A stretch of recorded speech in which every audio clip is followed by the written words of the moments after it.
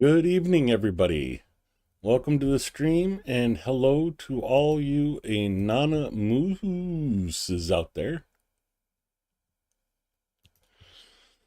You lurkers in chat. Also, a hello to Adam Rounds, Not Sherlock Holmes, M35, KKGG, Marino, hello, and Pyro Kurt, hello.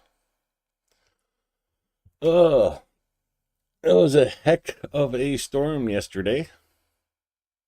Even had like 2 or 3 towns over. There was even a tornado that touched down. Thankfully, it was just out in the fields, but still. Um, yeah, I was not gonna drive back home in that, so I waited till late in the evening to drive back home. Missed the stream, came home, fell on the bed, and was out for at least a little while.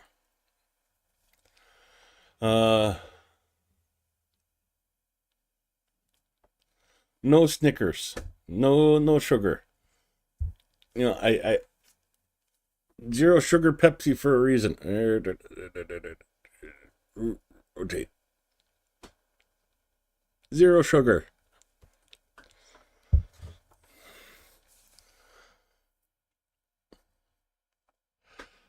Yeah, about being not well fed. See, I had 2 breakfast burritos at about 10 o'clock and haven't eaten since. And here we are almost at 10 o'clock at night. So 11 hours ago. That's not too bad. As for sleep, sleep is never a fun thing. Checking in on the fundraiser with Renegade Chungus and myself.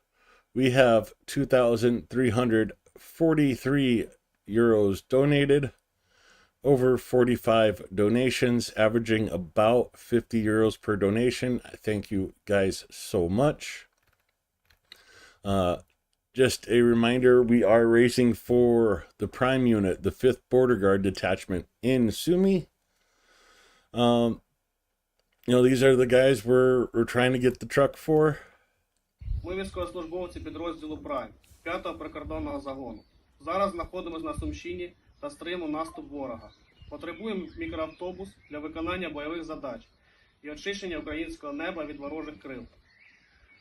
Звертаємось до команди Car for Ukraine та Бандера Мобіль з проханням допомогти з закупівлею, підготовкою і доставкою авто, а також до Renegade Chungus та Канті Людан і їх спільноти з проханням допомогти підтримати збір. Слава Україні! Героям слава! Oh yeah, love that. Of course, if you donate 100 euros or more, you can get the Fortress pin or the blue or red Summer Sunshine patches. The truck we're trying to help get for them is going to be a drone hunter truck. So help take down the drones that Russia launches every night at Ukraine. Unfortunately, our last donation was 4 days ago. Summer is never a fundraising time. Everybody's trying to deal with kids at home, projects for them, keep them entertained, vacations. So I know it's a rough one. But any bit can help. So please, if you have the means and are able to, help us get this truck for the 5th Border Guards Prime Unit. We'll come back and check in on that later. Heading over to the air alert map. Sumy, Kharkiv City, and Donetsk under air alert. And let's kick off the after action report for 8 a.m. July 16th regarding the Russian invasion. Oh shoot, I forgot to turn the light on. I just realized I'm sitting here basically in the dark for you folks.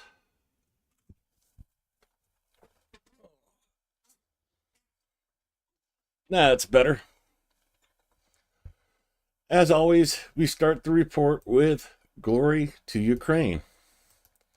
The 1,239th day of the large-scale armed aggression of the Russian Federation against Ukraine has begun.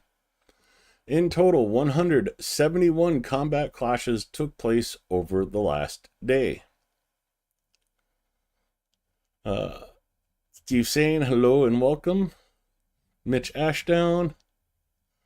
Well, I think I'm caught up with everybody. The enemy launched 2 missile strikes and 54 airstrikes on the positions of Ukrainian units and settlements using 2 missiles and dropping 86 guided aerial bombs. In addition, it carried out 5,574 artillery strikes. 68 of those were from multiple launch rocket systems. They also used 3,869 kamikaze drones to strike at Ukraine. The airstrikes affected the areas of the settlements of Zabini, Oridny in Kharkiv, Rodinsky, Sukhyar, Mirnogorod, Novopoltavka in Donetsk, Novoandrivka in Zaporizhia, and Lviv in Kherson.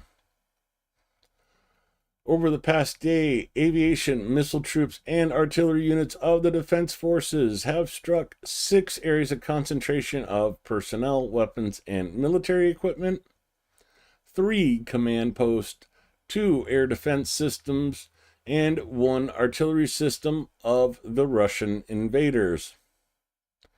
Moving into the individual directions and the deep state map.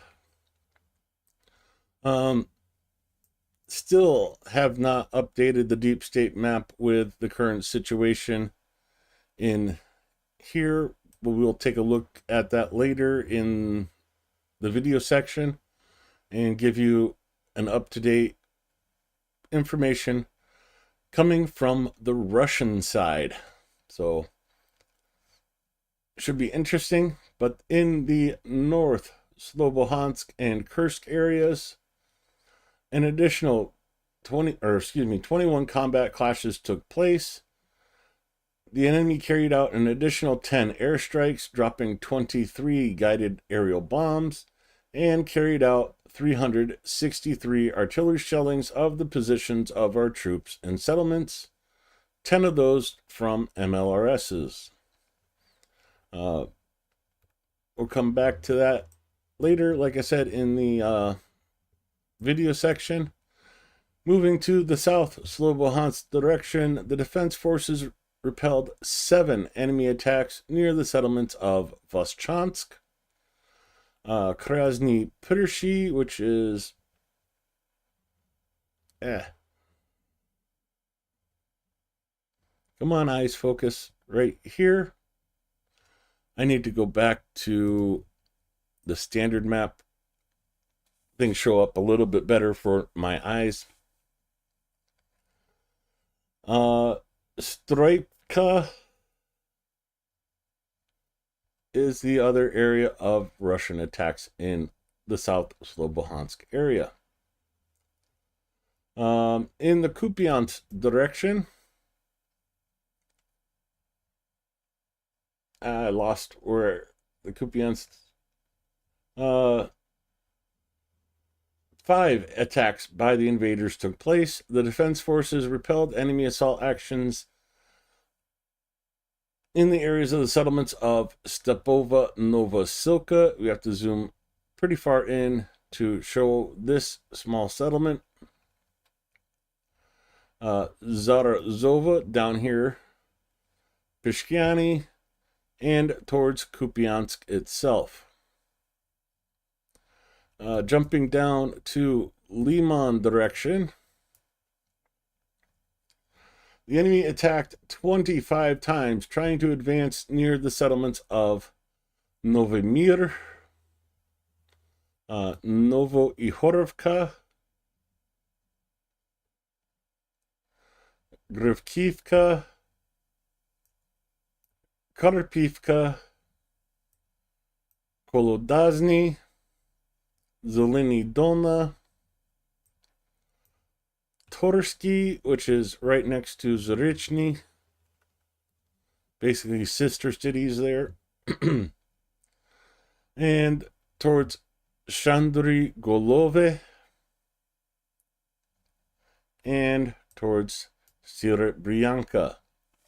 Have an interesting video showing the forest here that was once part of Ukraine's National Nature Reserve. Show you a bit what that forest looks like now.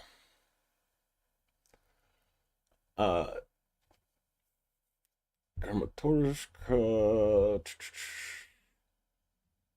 in the service direction, just to the south here, our defenders repelled 3 assaults by the occupation forces near Girogorivka and Vimivka. Heading over to Kramatorsk direction, and basically in this area here, 7 clashes were recorded in the areas of Pretechny, Bila Gora, which is this settlement right there, and towards Stupochki. Heading to the south a little bit to Toretsk, where the enemy carried out 11 attacks near Divlivka.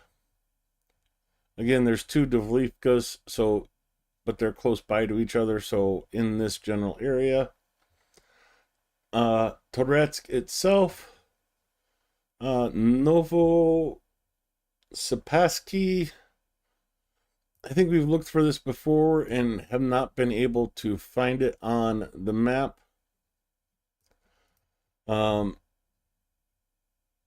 Even on Google Maps, Novosipasky does not show up.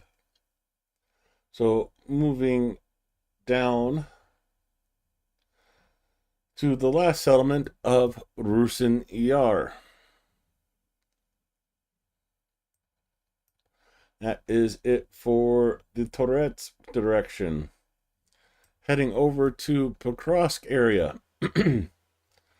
Our defenders stopped 60 assaults by the aggressor in the areas of the settlements of, zoom in a bit here,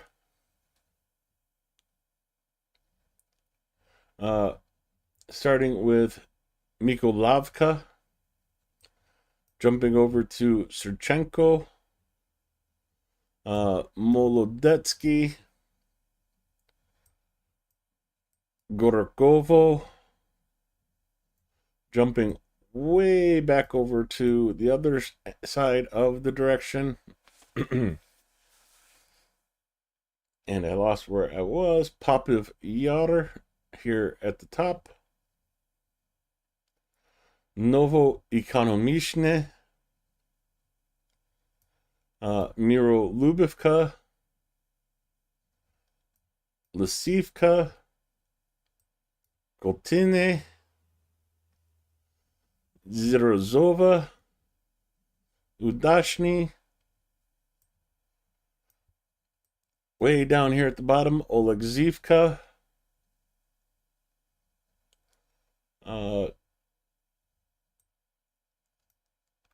jumping way back up here, Rodinsky, Prokrovsk, Muravka. Muravka is over here. And Dachny, which is this one here. Unfortunately, you see, basically you can see Russia's plan here. Come into Rodinsky and push towards Hirshiny to cut off Pokrovsk and Mirnograd and create an encirclement of Pokrovsk and Mirnograd. They are pushing for that, and you can see they're making some gains in that direction, unfortunately. Heading over to Novopavlivka direction, the defense forces stopped 27 enemy attempts to break through the defensive lines in the areas of Zaporizhia, Predobny, that's Lisny. I don't know if that is on this map.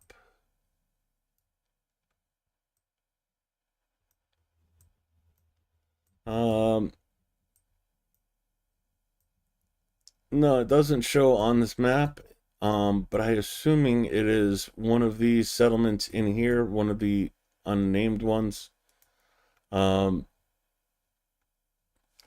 Just a lot of little small settlements all throughout this area. Mirny right here. Malivka, Serchenko, Nova Silka,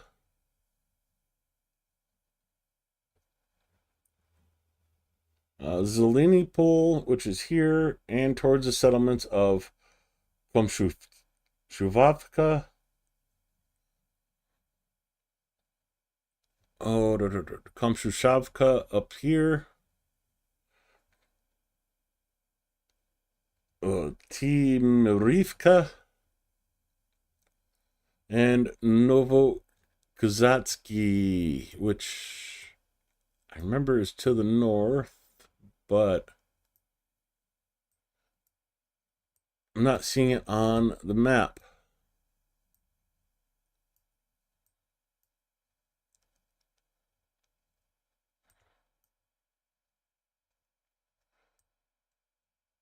Unfortunately, I'm not seeing it on the map, but I know it's in the north here up by Alexandrovgrad. Wish I could show you exactly where, but I cannot seem to find it. Heading over to the Guliopol direction. Guliopol. The defense forces successfully stopped one enemy assault in the area of Malanivka.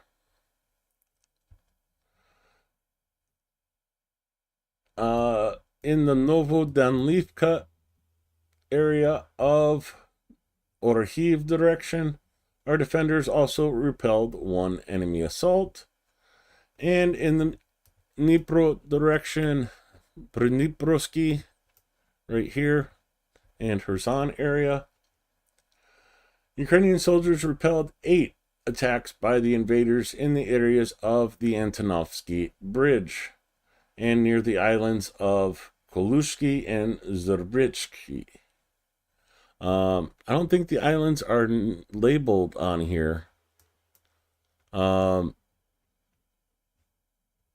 I know one of them is in this area and the other one is one of these islands here. In the Volyn and Polizia directions, no signs of the formation of the enemy offensive groups have been detected. Our soldiers continue to inflict significant losses in manpower and equipment on the occupation forces and are actively undermining the enemy's offensive potential in the rear. Goes into the losses for today and even includes another heavy flamethrower system of the Russian invaders. We'll cover the rest of the losses with the graphics for yesterday and today here shortly. And we end the report with join the defense forces. Razom Pereможemo, together we will win. And of course, glory to Ukraine. And I was thinking, if I go to the map here, so, okay, both of those islands are down in that area. Okay.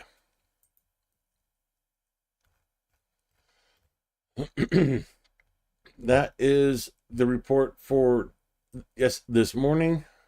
Let's go to yesterday's, the 1,238th day of the full-scale invasion. Russia lost an additional 1,230 personnel, 3 tanks, 6 armored personnel vehicles, 52 artillery systems, 2 MLRSs, 245 UAVs, and 122 vehicles. Coming to this morning's losses for yesterday, an additional 1,170 personnel. The total is now at 1,037,460 personnel that Russia has lost in the full-scale invasion. 3 more tanks were destroyed, 2 armored personnel vehicles, another 49 artillery systems, 2 anti-aircraft warfare systems, 284 UAVs, and 82 vehicles. I don't know why my brain put the 100 there, but it is what it is. Hey Golby, long time no see. Welcome to the stream. Head back to the air alert map. Kherson coming under air alert 8 minutes ago. Let me catch up with chat really quick.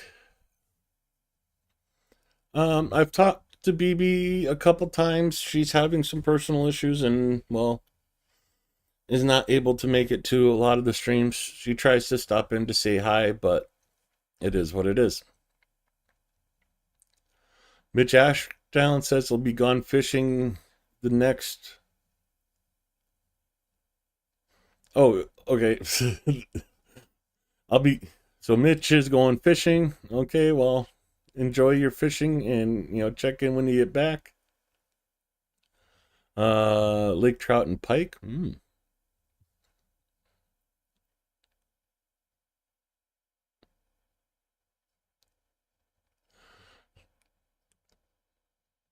Yeah, not wanting to give away his fishing spot. That's funny. So quick check-in on the summer sunshine. And we did get one more donation. So up to 2,365.53 euros. Let's go and see who made the donation. Steve Sane. Continue to power on for Canty, Chungus, and BB. Thank you, Steve Sane, for the 20 euros. I really do appreciate the support you guys all give, you folks all give for Ukraine. Hey, Mertzi, how do all? All do well, I hope. Jumping over to, or let me go back to the air alert map and Telegram for Zelensky's speech for today. Pause that for a second. Let me slow this down just a notch.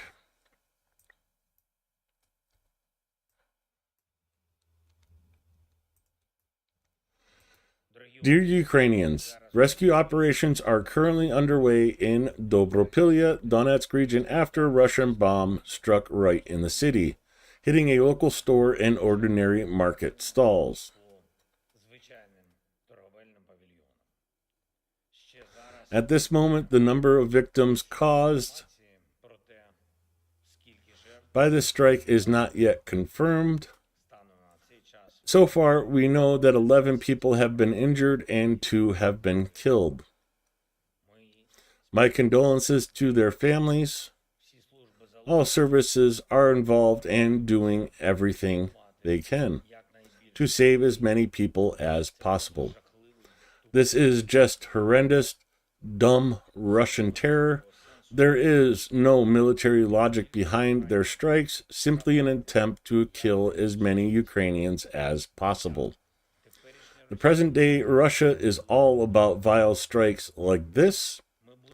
We will respond. We will work with our partners to force Russia to end this war. And we must also increase our own strength to achieve that.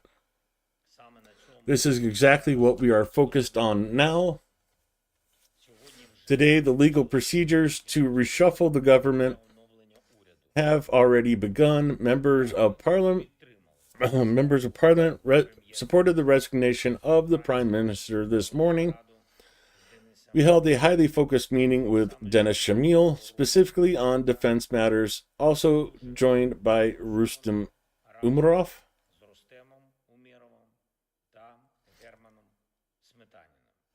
Herman Spenam, okay. We agree on all new approaches to managing the defense sector. The Ministry of Defense will have greater influence over weapons production, and there must be more Ukrainian-made weapons, more of them on the front lines for our warriors. In addition, the Ministry of Defense will conduct an audit of all agreements with our partners. This includes supplies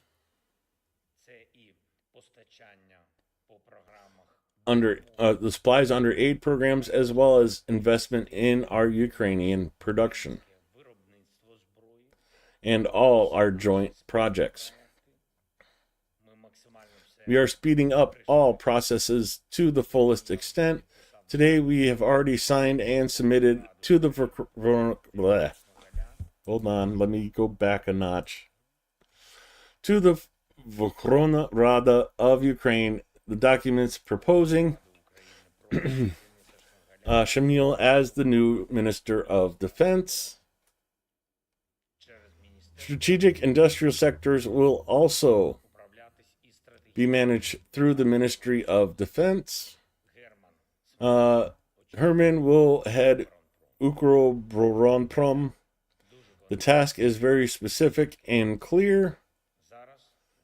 Currently, Ukrainian weapons account for nearly 40% of those used on the front line and in all of our operations. This is already significantly more of Ukraine's own weapons production than any other point since our independence.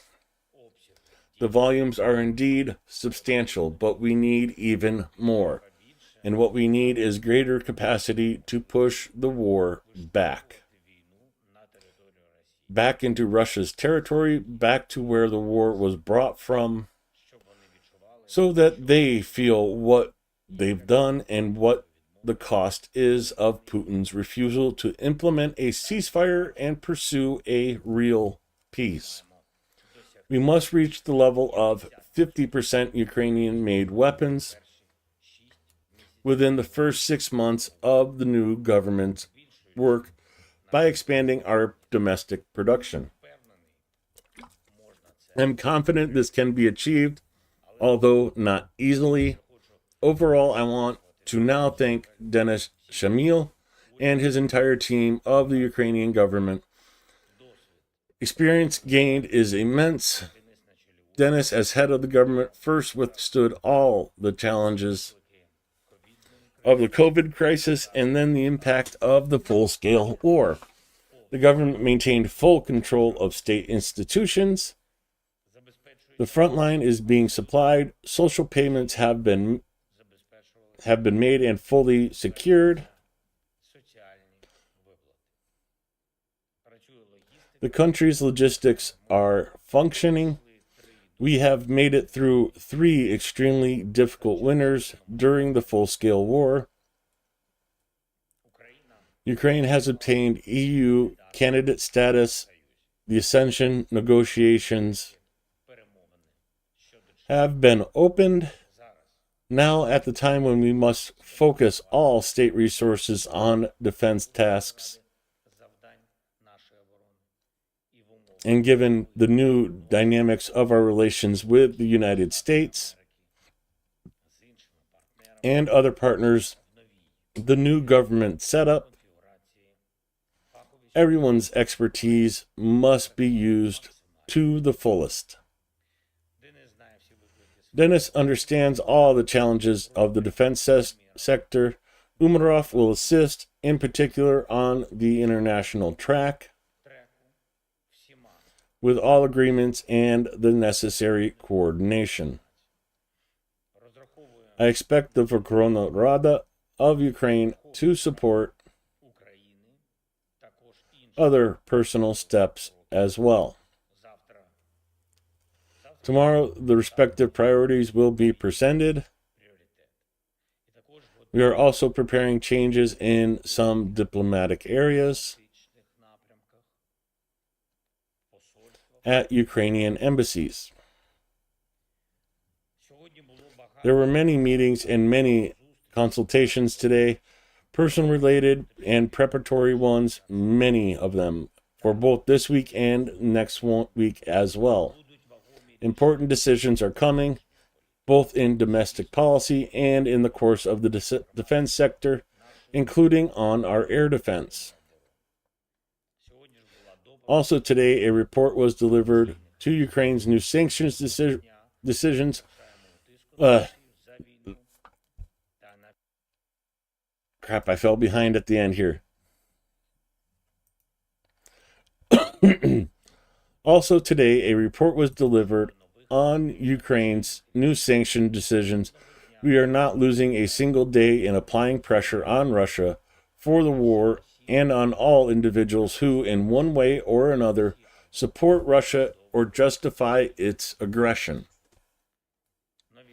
New sanctions are coming soon.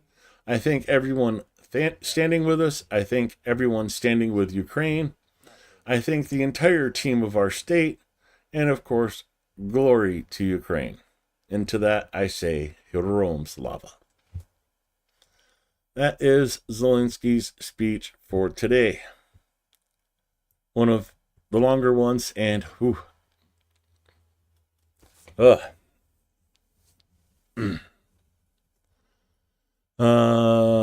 smoked fish. Ooh. Nura late due to a meeting, no problem. Darn neighbors, okay.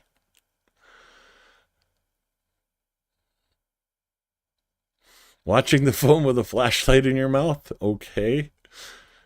Do you have like the blanket pulled up over your head and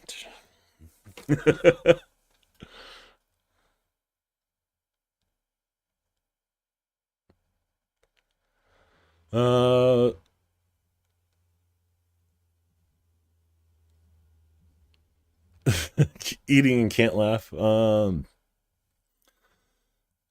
you said that about Kipper. I was just thinking what to eat. Oh, no food talk. This is not Starsky's stream. No food talk. I'm already hungry.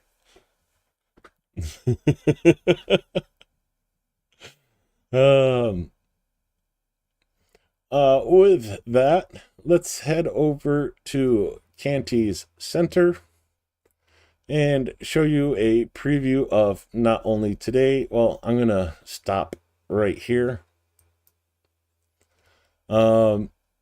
This is the Sumy area. You see Kindrashivka and Drivka.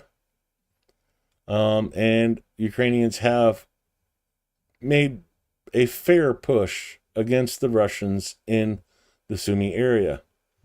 If we go back to the deep state map and zoom in,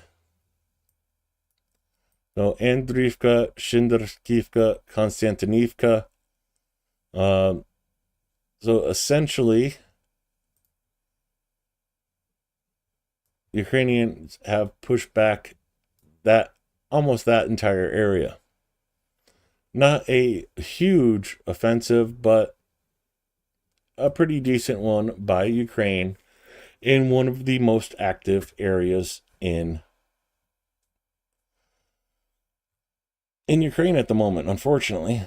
Only place with more activity is Pokrovsk. Let's get the air alert map up. Good to see Kherson off of air alert already. head back to Telegram and let's keep scrolling. Of course, the attacks on Dobropilia today. We'll get to those eventually. A lot of interesting stuff today.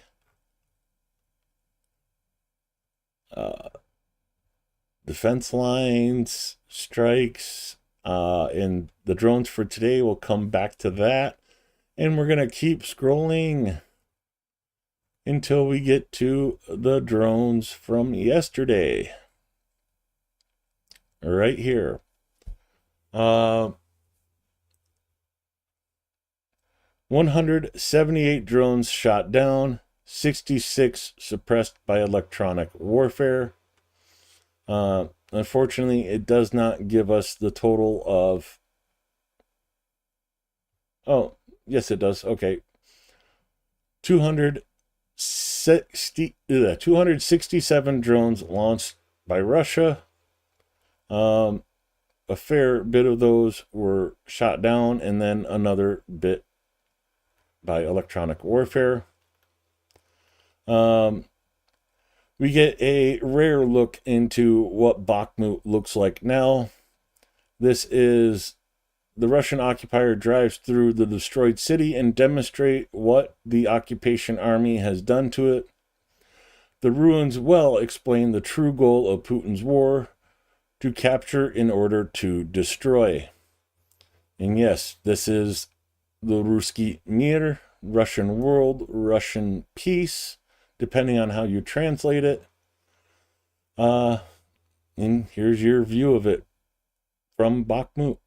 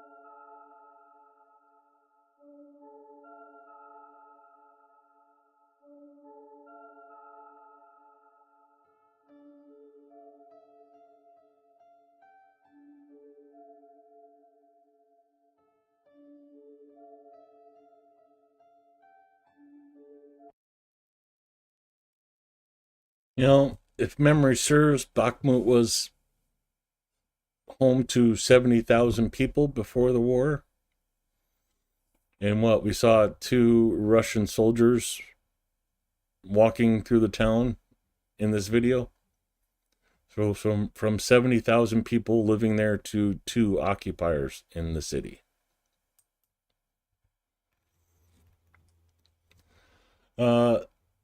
Yesterday, Denis Shmyhal has written a letter of resignation from the post of Prime Minister of Ukraine. Very short, very sweet, to the point.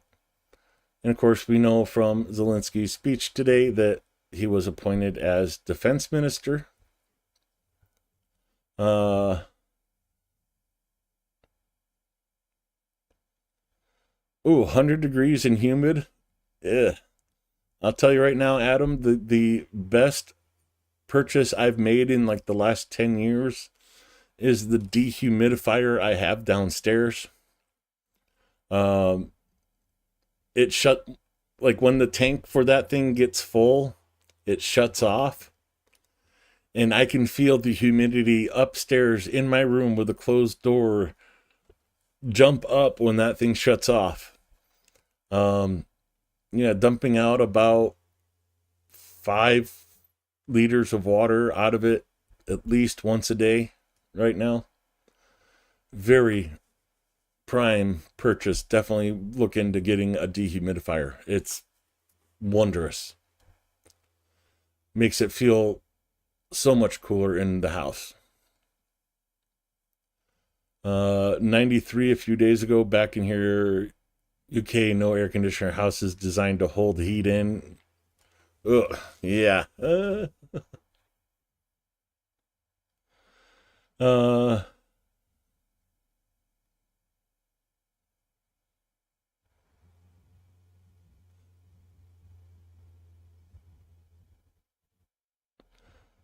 ooh.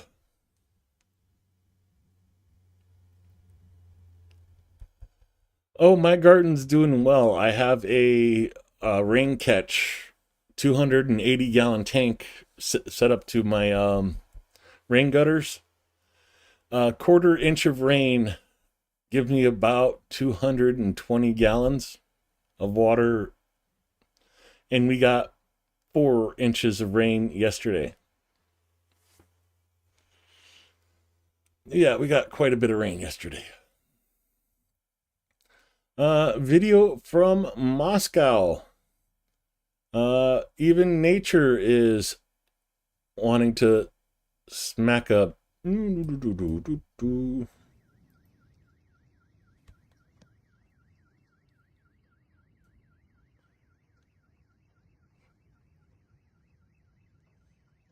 Just a wee bit of water.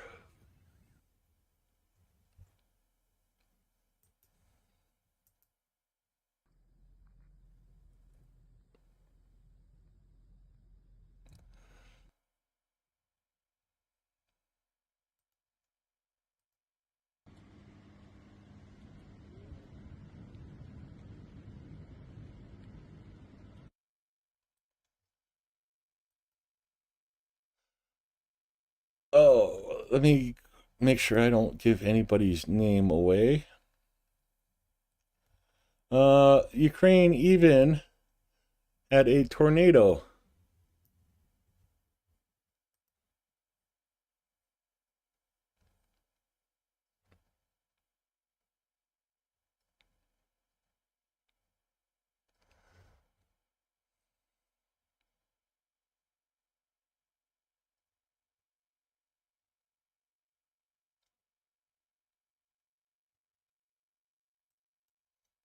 That was from a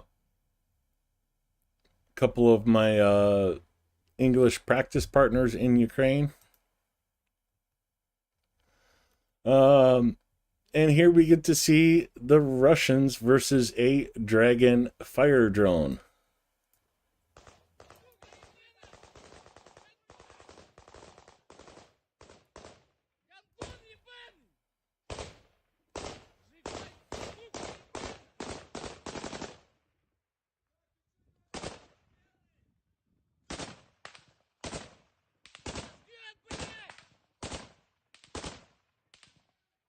They seem to have the accuracy of stormtroopers. Hey, Mexigirl and Derpat, welcome.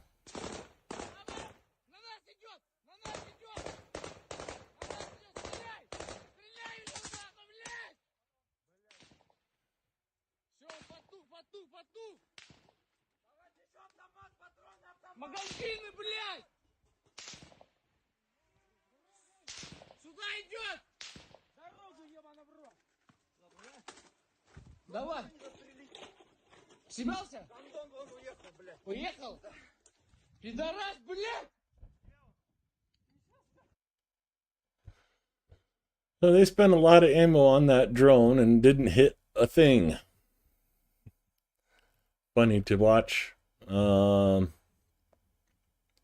Bovana arrived in occupied Mariupol and set fire to Russian Guard garages along with the occupiers' construction base where materials for dugouts were stored.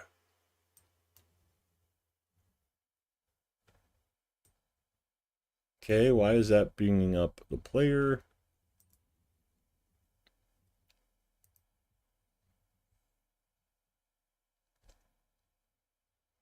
Okay, for some reason this does not want to play. So we'll just go to the other videos of it here.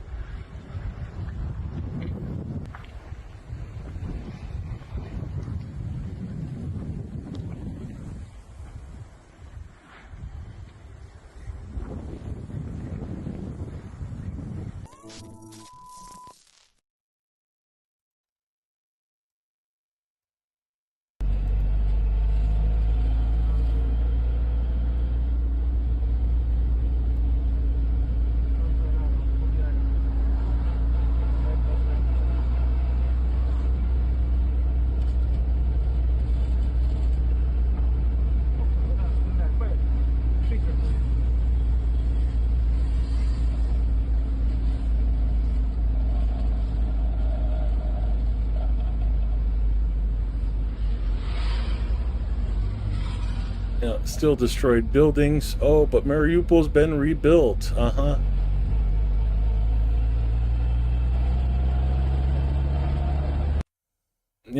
Let me back this up because, Russians love to claim that they've rebuilt Mariupol. And, yeah, if you look just past the trees, an entire gutted building, another destroyed building right here.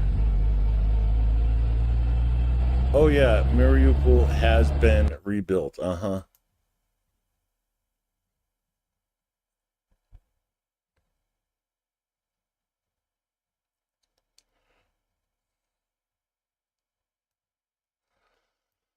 I didn't get to see those.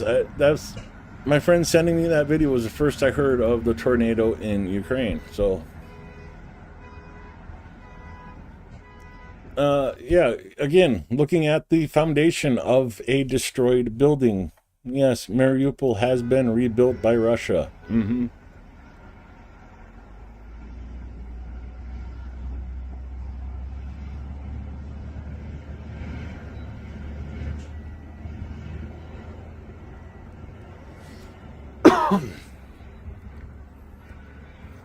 And this is Ukrainian resistance groups helping the war effort by setting fire to Russian supply depots.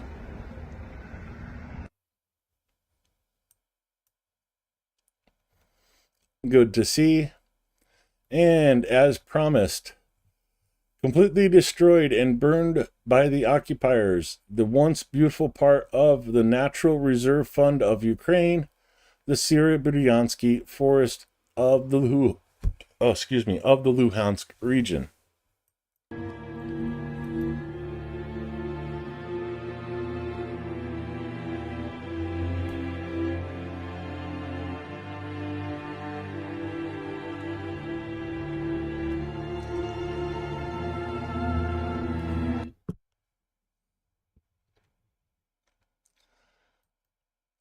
Let's go to Google Maps, and I want to show you what that forest looked like before.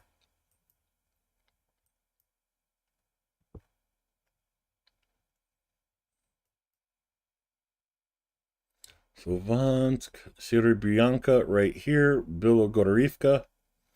This is the forest here.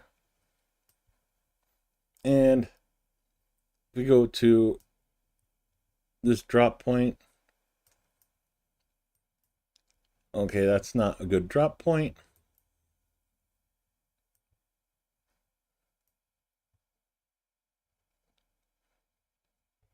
Again, not the greatest one. Let's just... Oh, where did... It moved me out of the way here.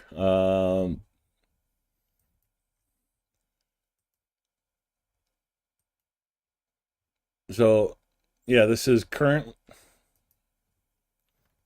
what it looks like.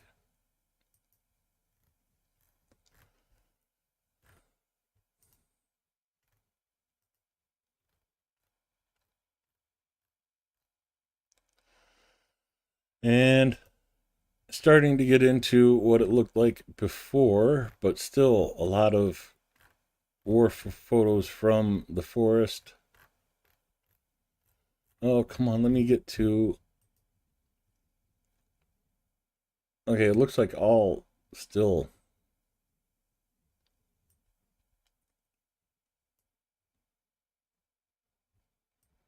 Now there's a decent view of...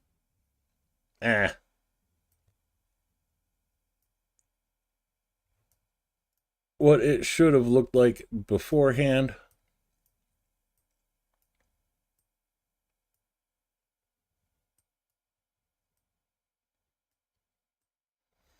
Nice thick forest with meadows in between, young trees growing back.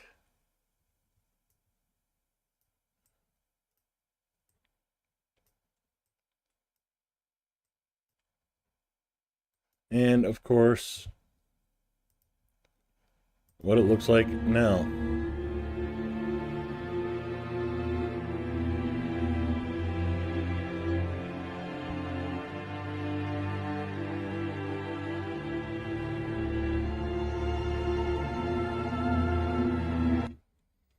Night, Mick. Have a good morning, actually. Thanks for stopping by. Destruction of a Russian Buk.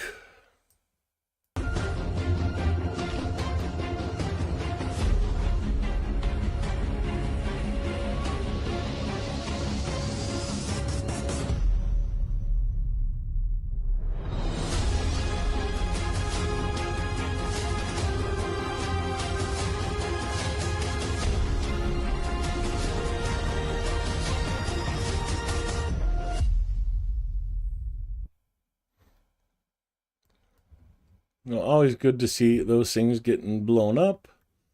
But we also have destruction of a Russian command post in Trakino, Kursk region by a JDAM bomb.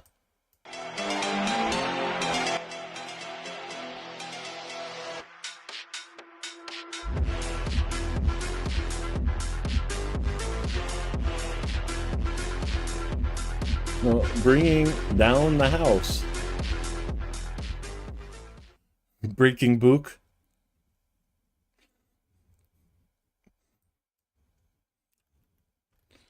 And in case you still haven't got the message or somebody else hasn't got the message, make sure to send them this. Russian special services have set up training bases for mercenaries in Serbia and neighboring Bosnia and Herzegovina in order to prepare a coup in Moldova from the Balkan Insight Group. The plan was to disrupt the presidential elections in Moldova in 2024, but that plan obviously failed.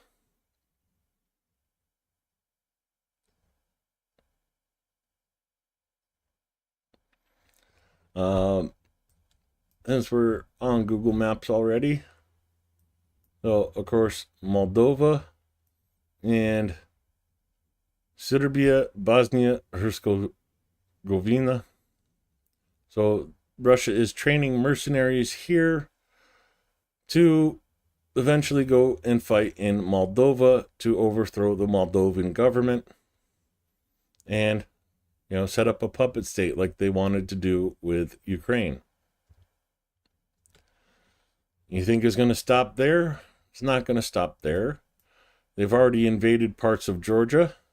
You see the dotted lines on the map here, Russian occupied, Russian occupied. You see it happening in Azerbaijan and Armenia. Not going to be too long before, looking at Poland, Lithuania, Latvia, and Estonia.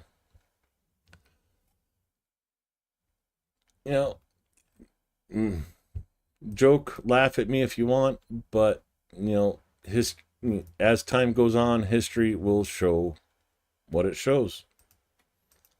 And I can only hope we stop Russia in Ukraine, and this does not happen.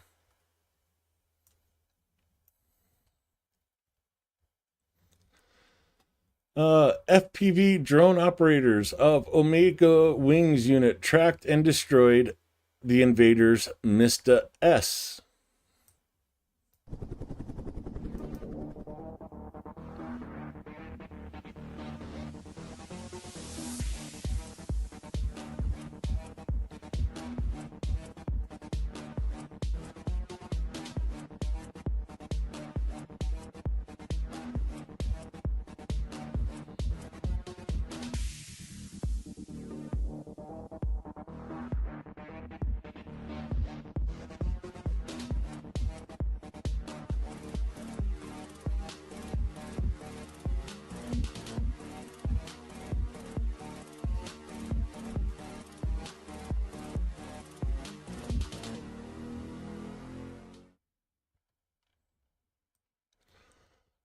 Unfortunately, that would be nice, but it's already too late for Moldova and NATO because there's a significant section of Moldova that is Russian occupied.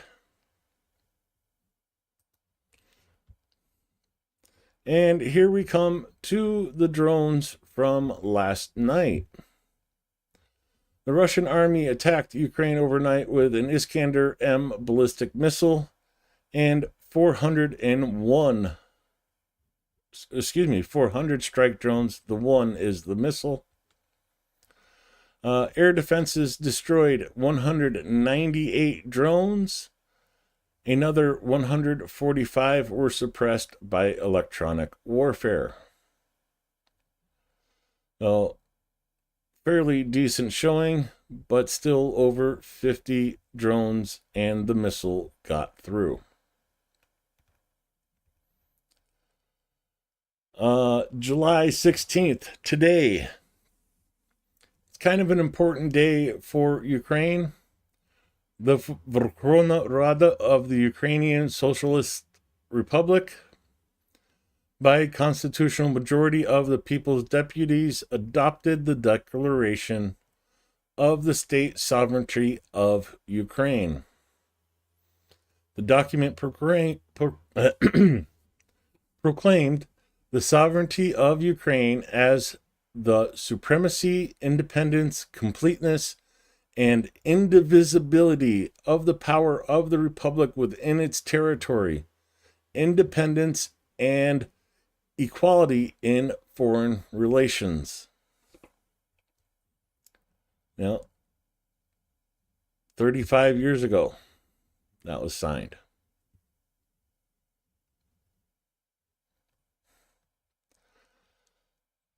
Combat work of GUR Special Forces operators against Russian infantry and vehicles in Sumy region.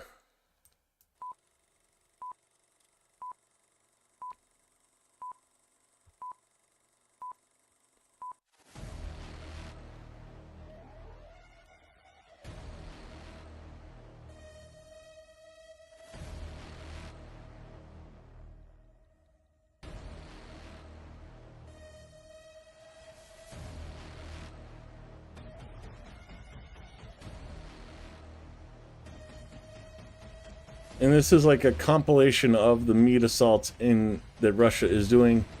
Just send the guys down the road and hide when you get fired upon, and there's your new position. You'll be stuck there until the end of your life, basically. That's how Russians are trying to capture territory. Just throw people forward and hope they survive.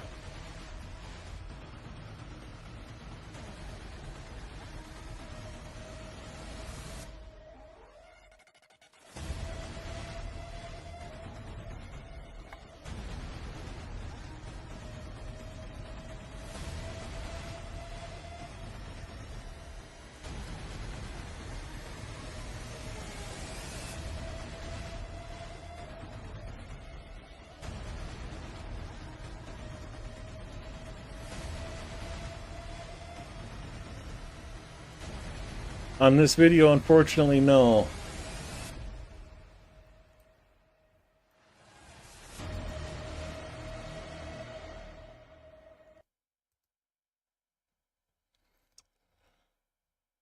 Yeah, until I get more subscribers and more, basically more subscribers, YouTube limits what I can stream with. And right now I am limited to 720, I think.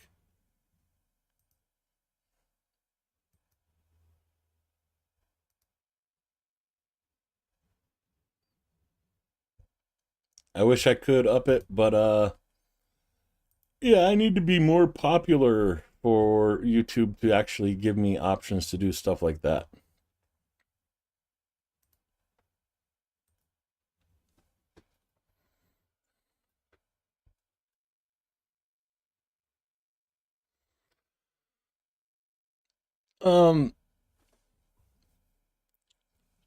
That's what everybody, all the megas were hoping Trump would do. Adam Rounds asked, why doesn't the West just ramp up military productions? It's better for everyone's safety. That has been happening in EU with the partnerships with Ukraine. So Ukraine's even been producing massive upgrades to their production lines. I know UK has upped production for themselves. Several countries in EU have as well. And like all the aid that Trump claims that, has been sent to Ukraine was actually here in the US. The US expanded from about 5,000 artillery shells being produced a month to about 90,000 artillery shells a month. Unfortunately, that's all stopped, and many people have been laid off in like Pennsylvania, Illinois, and what was the other one? North Carolina. The aid to Ukraine created about 4,000 jobs in America. And most of that aid that we sent to Ukraine was in the form of buying shells from companies that manufacture here in the United States to replace old stock that we sent to Ukraine. Old stock that was about to need to be decommissioned. Stuff from the 70s and 80s. I think the first couple packages of artillery shells we sent to Ukraine were actually from the Korean War. So, yeah, basically, the United States aid to Ukraine was basically rotating stock of our artillery shells and other stuff. This is what people don't understand. Like there's 170,000 Hellfire missiles.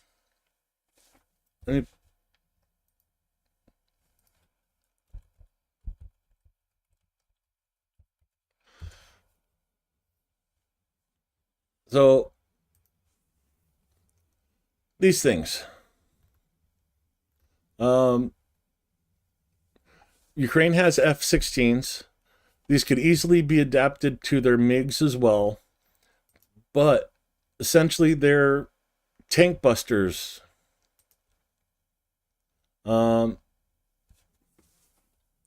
Either plane mounted or helicopter mounted. Fire them off and they blow shit up. Right now, the U.S. is sitting on 170,000 of them that were built quite a few years back. They are reaching the end of their storage life.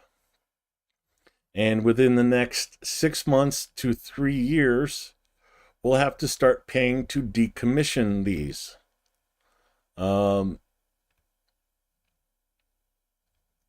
And it's going to cost around $2,500 to $5,000 per Hellfire missile. 170,000. Oh, let's see.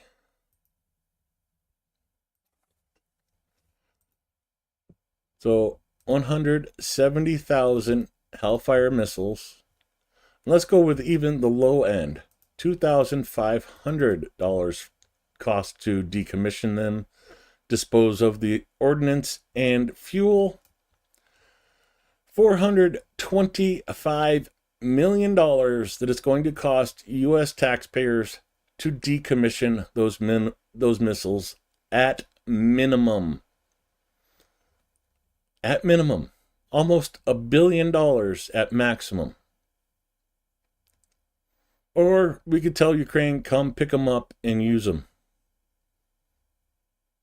And then it would cost us like the labor for loading them onto the Ukrainians' plane. you want to save taxpayer dollars, right there's an easy way to do it.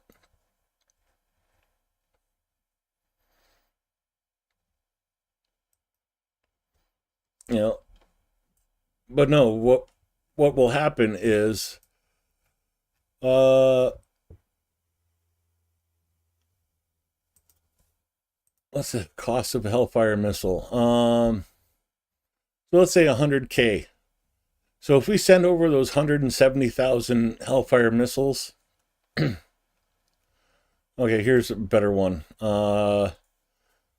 We'll probably send it over at the claim we charged Ukraine $115,000 per missile.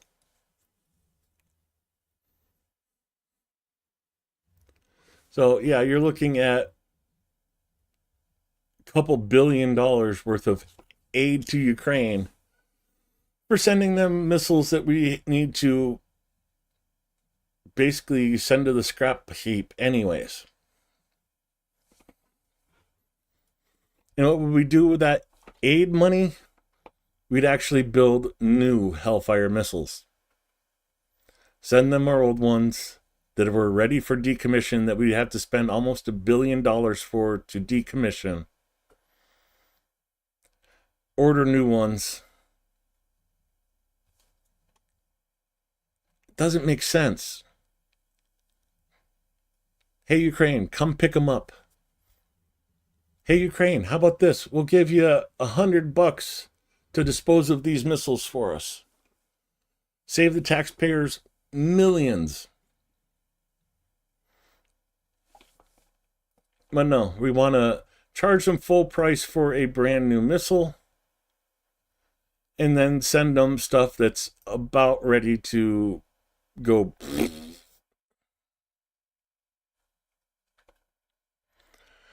Yeah, that's how government works, unfortunately.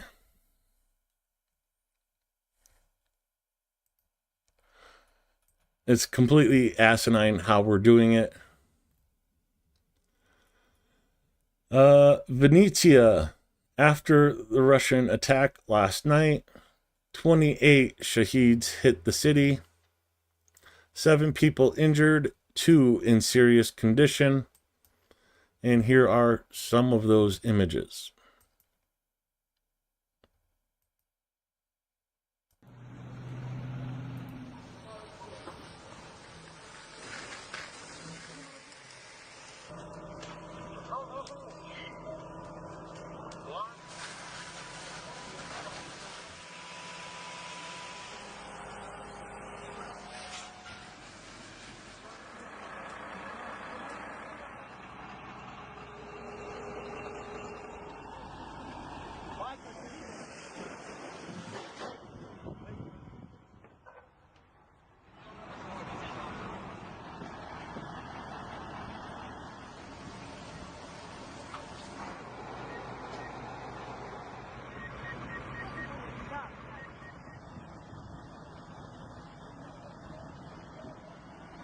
In Venetia, yeah. Venetia is a very beautiful region of Ukraine.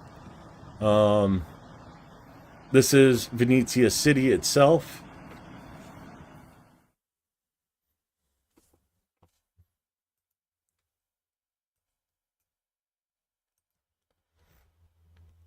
Let's do it on Google Maps because Venetia city itself is right here. The oblast, it's easier to show on. So it's a neighboring region of Kiev Oblast, but it is a beautiful, beautiful area. See if I can get into.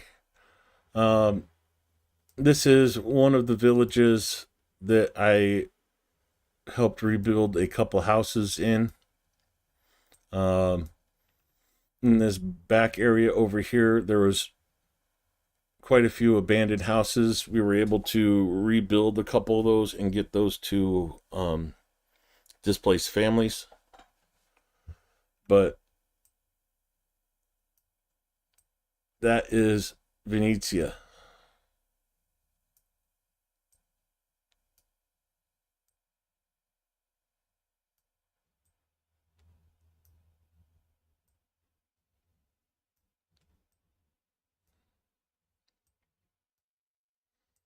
And one of the cool parts that I find about this town is that right there. There's actually a better picture of that.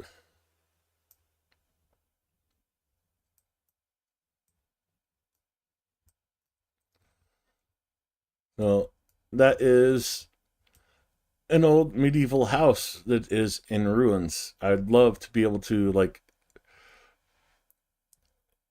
if this is if I hit the lottery or something kind of thing, but I would love to buy a place like this, uh clean it up, fix it up, and do tours and stuff, or like a B&B out of it.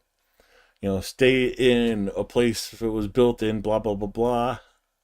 Um Actually,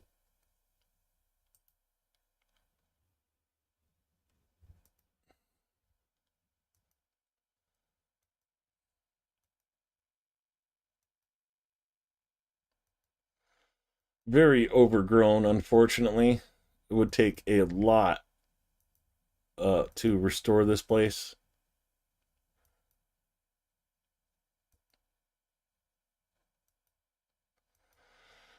But there's cool stuff like this all over Ukraine.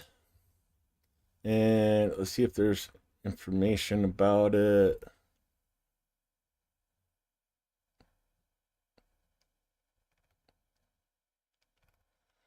A couple reviews, but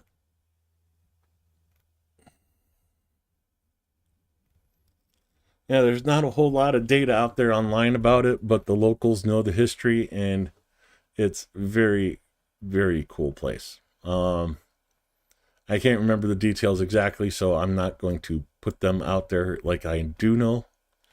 But oh, here we go.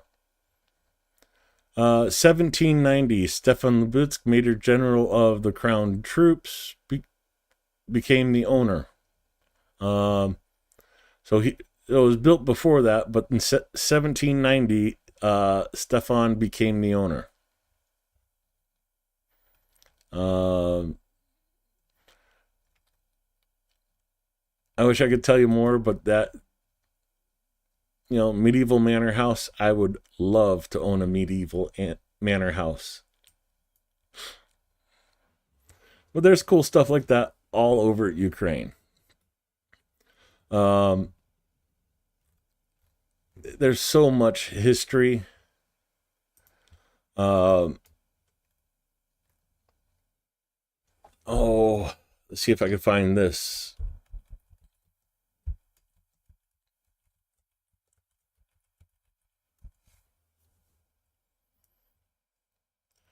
So, called the Tunnel of Love, up here by Ravine.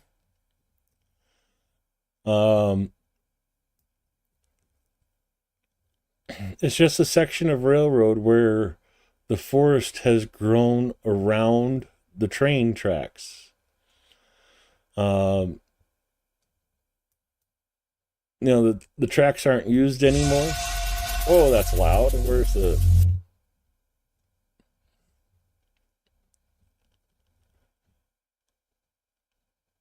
No, the train tracks aren't used for commercial purposes, but there's like a little tourism business that picked up the property, and you can run down on like a little tourist train through the Tunnel of Love in Ukraine. And it's just this little neat part of the forest where the train went through, and the forest kind of grew around it.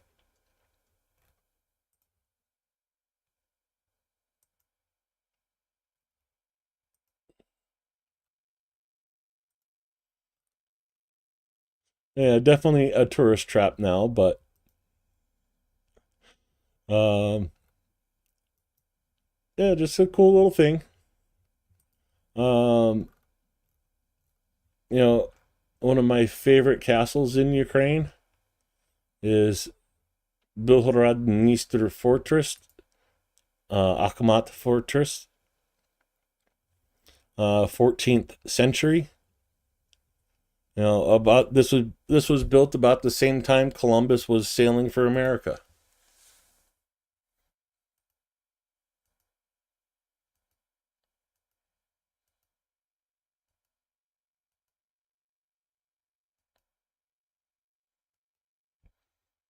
You know, there's so many castles and old ruins of castles, especially over here in the Carpathians. Um, to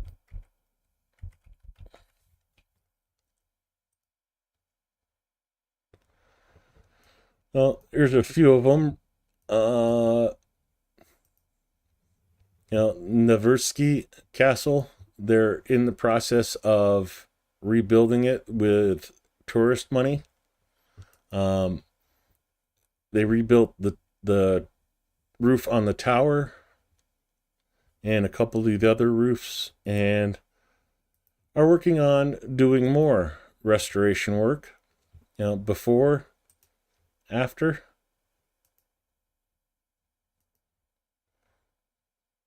So, castle on the hill overlooking the rivers in the Carpathians.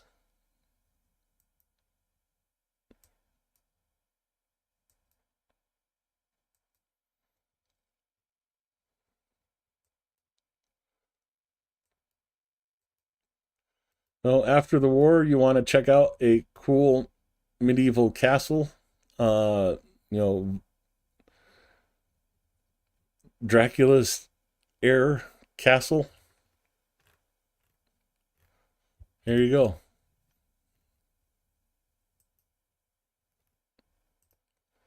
You know, your tour ticket of the castle helps restore it and bring some of Ukrainians' history to life.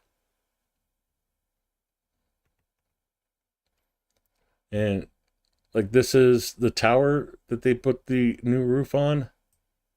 Here it is after the restoration.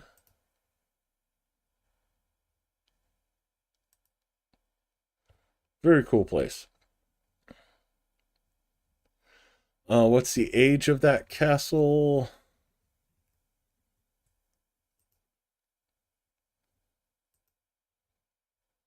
Uh,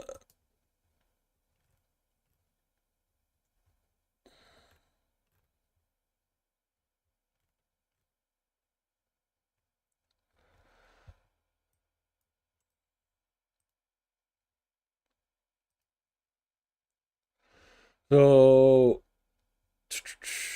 12 kilometers north of Uzhgorod. The castle was first mentioned in 1274. Rebuilt in the 15th century. Uh, in 1644, the Prince of Transylvania ruined the castle. So, like, literally part of Count Dracula history as well. Um, but yeah, 1274, the earliest mention of this castle. This would be right after the fall of the Kievan Rus and the Golden Horde invasion. This was probably one of the castles that was the defense line against the Golden Horde.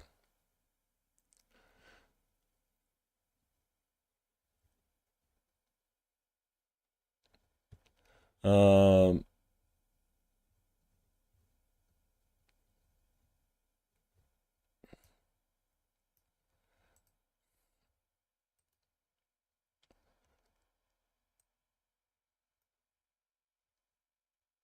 Petrivka Village.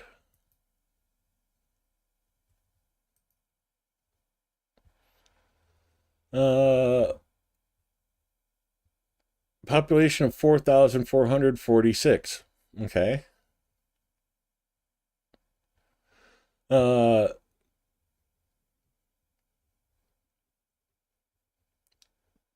Village was first mentioned in historical documents in 1772.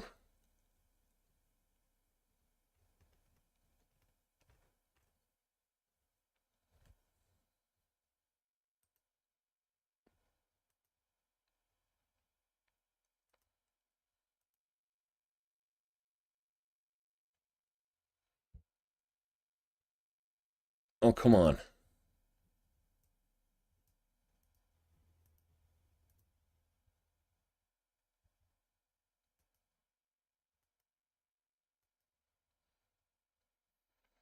Interesting windmill.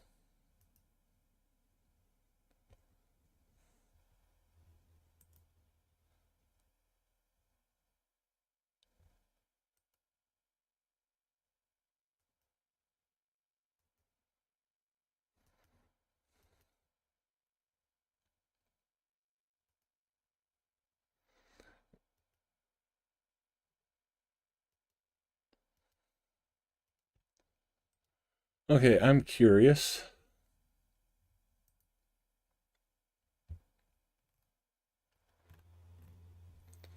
So not that far from Dnipro.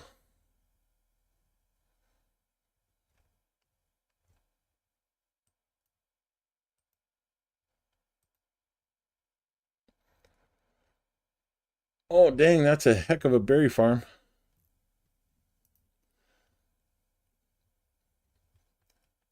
Ukrainian raspberries are freaking huge. I'll tell you that right now. Like the tip of my finger, and I got big hands.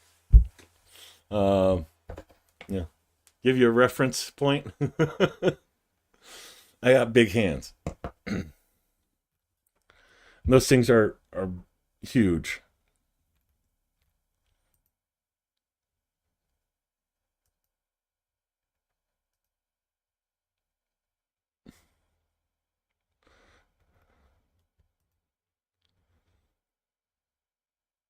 Oh, I love the golden raspberries. Those are so good.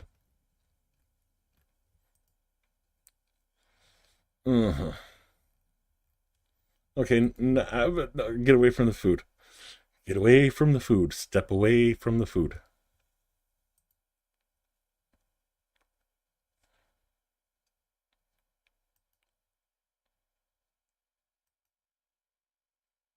I love the Easter eggs.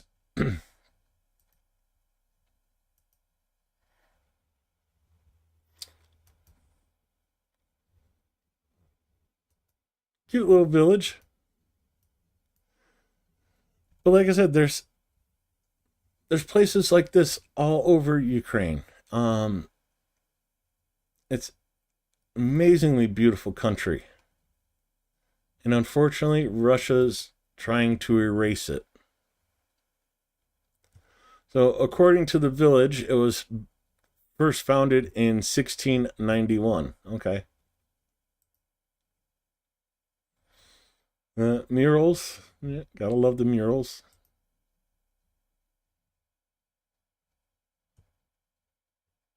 No, I'll skip that.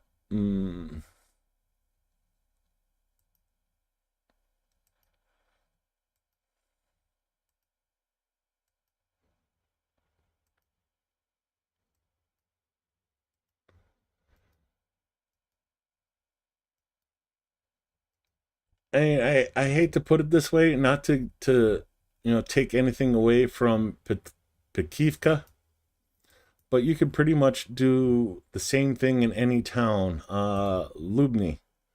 Lubny's one of the towns I know and I know people in. But every town has something amazing in it. Whether it's churches or oh, that's a cool monument.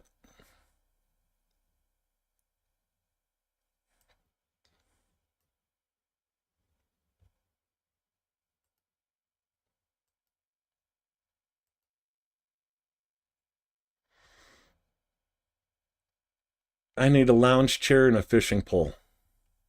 That's beautiful. I don't care if I catch a single fish. That just sitting there all day would be beautiful.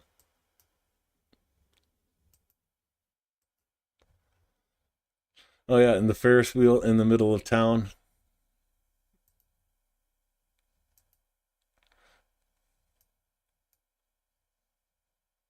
Little stream running through the meadow. That's that's like daydream freaking wonderment right there. Oh, okay, I gotta stop. Um, even Kroston. Kroston is a very interesting village, town. Um, I don't know if you've heard the stories. I know Starsky talked about it on one of his streams. But Kroston is the old city where Princess Olga went to and laid siege to it after they killed her father and tried to usurp her rule. She went to this city, besieged it, demanded that they give her 2 pigeons and I forgot the other type of bird, from each house. She took the birds and left, tied basically torches, little miniature torches, to each of the birds' legs, and let them fly back home to their roost and burned. Yeah, they killed their husband. Okay, yeah.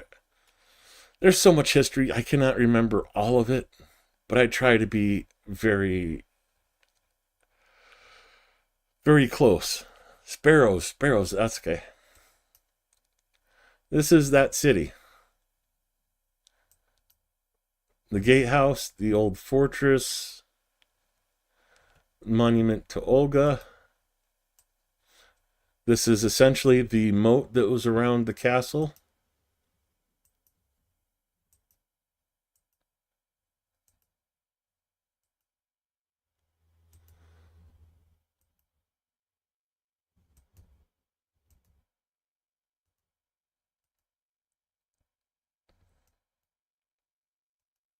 Crypts and such. It's just, there's the old fort. That's what I was trying to get to. So they've actually rebuilt the old fort as part of a tourist attraction to bring people to Kroston.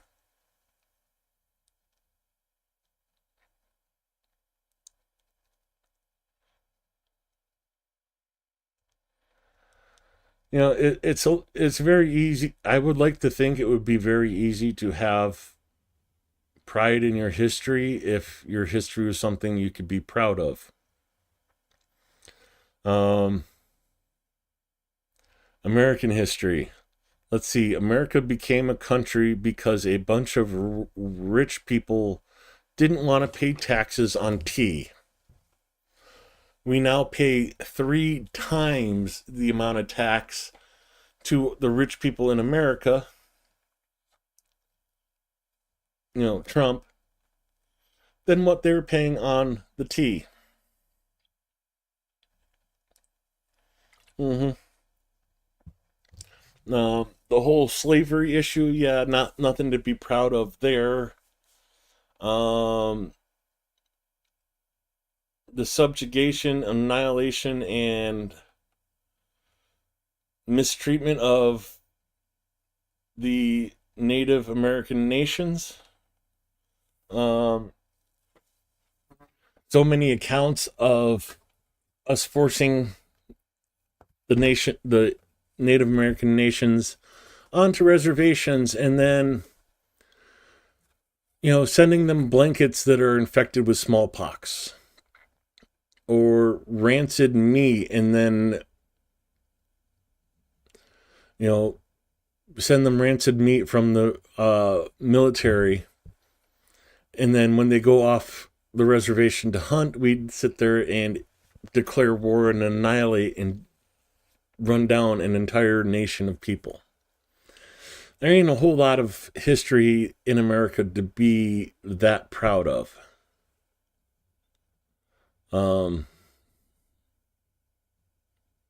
We made all the mistakes of the modern age, and we don't have that long of a history to look past those things and look for something good.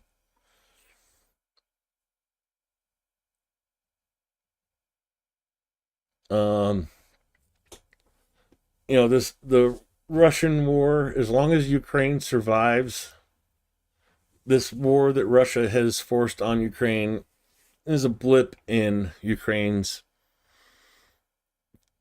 well over 1,000-year history. Kiev was, let's see if it says when Kiev was founded.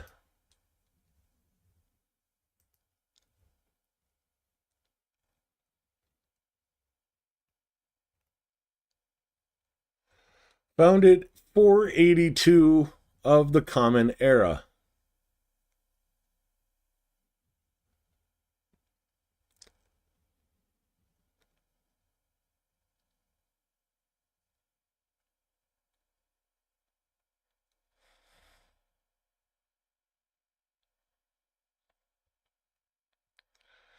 So I mean that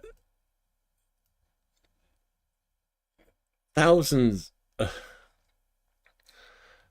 1,500, at least around 1,500 years of history in this city alone. And there's older cities in Ukraine than that.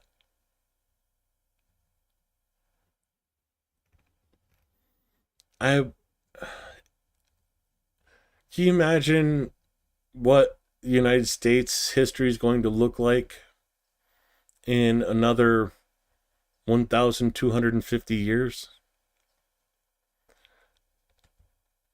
Yeah, we have our dark moments, but we'd have our light moments too.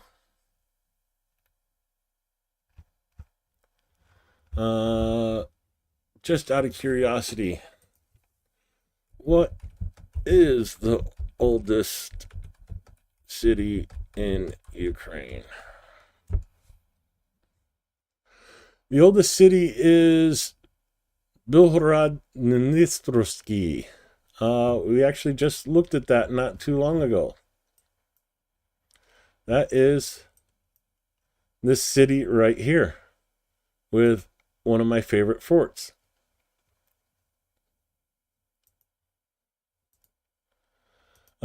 It was founded by ancient Greeks in the 6th century BC and has been known by various names throughout history, including Officia, Tira, Belgrad, Aspros Castro, and Ackerman. The city is recognized by UNESCO as one of the oldest cities in the world.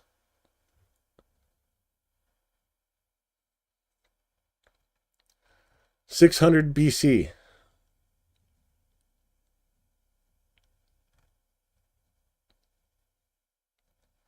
Of course, Korston is on there. Uzgrad. We just looked at both of those with the ruins that they're restoring over here. Chernihiv. Let's look at Chernihiv. 11th century. That's just the cathedral.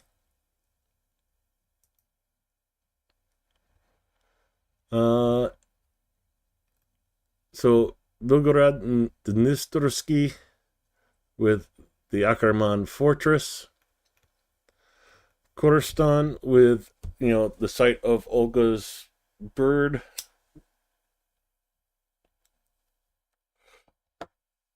Olga's firebirds. The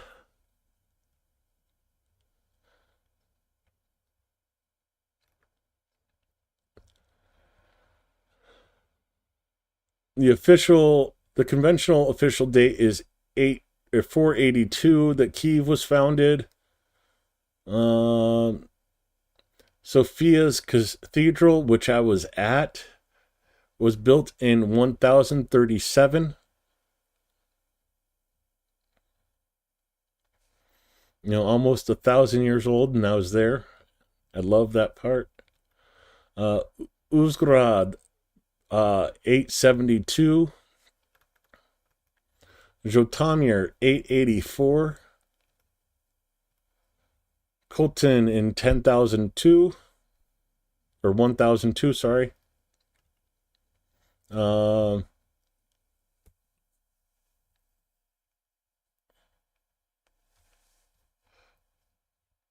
Khotin Fortress. Petroslav in Kiev region. First mention was in 907. Poltava, founded back in 899.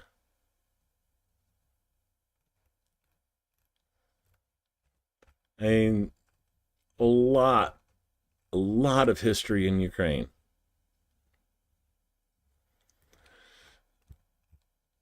Sorry, man, it's an addiction. It's the one addiction I have left. No, one of the oldest cities in the world, right there. 6th century BC.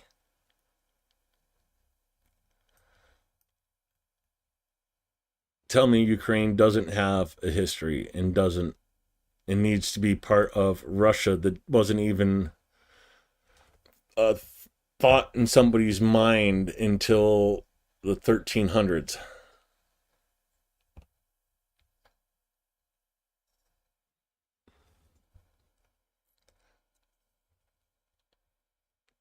Anyways, we've gotten way off track. The attack last night in Venetia and Ukrainian defensive fortifications on the Eastern Front. And just remember, Trump told you Ukraine is flat as a pancake. Sure looks flat to me. What I really want to know is what kind of pancakes is Donald eating?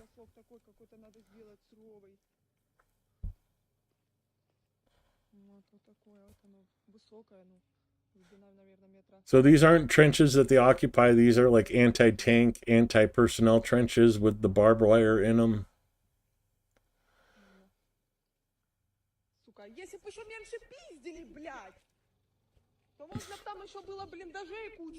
Okay, I gotta back that up. Сука, если бы еще меньше пиздили, блядь, то можно бы там еще было блиндажей кучу СПшек накопать и так дальше, бетоном залиться, блядь, и все, уже похуй, забить на эти территории, которые мы никогда не отожмем, тупо пацанов погубим, блядь. Новую линию обороны захуярить, все бетоном. She's speaking Russian, so all I can understand is the curse words. Почему этого до сих пор нет, блядь?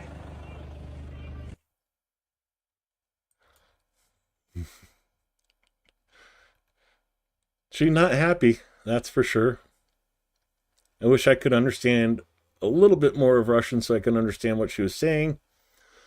But the 5th Separate Assault Kiev Brigade smokes out Russians from the pipes.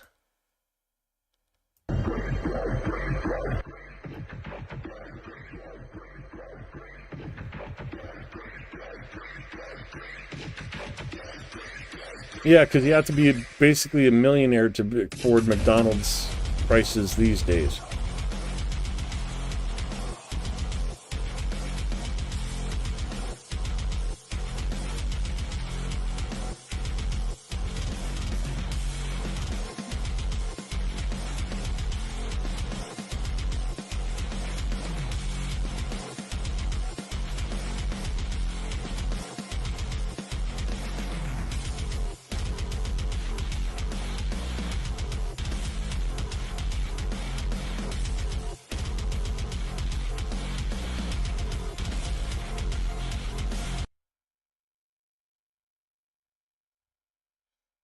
Yeah, Damascus is, I think, yeah, that is the oldest city in the known world, I should say.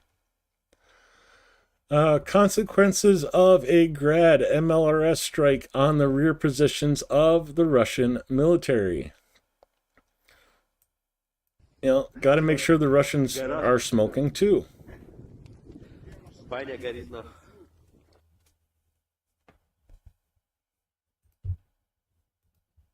Пиздец. Походу ЗИЛ сгорит у нас нахуй.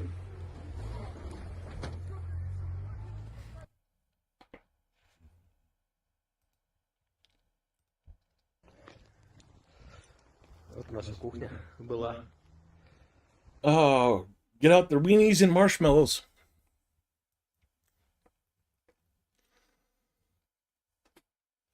Ukrainian interceptor drones, anti-Shahed system from Orden with high-speed UAVs up to 300 kilometers an hour.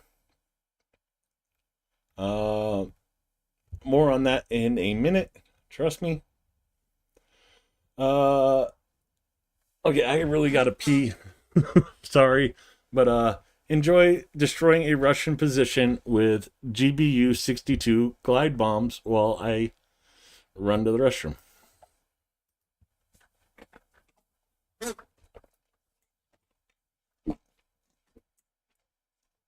I hope that Mike didn't pick that up.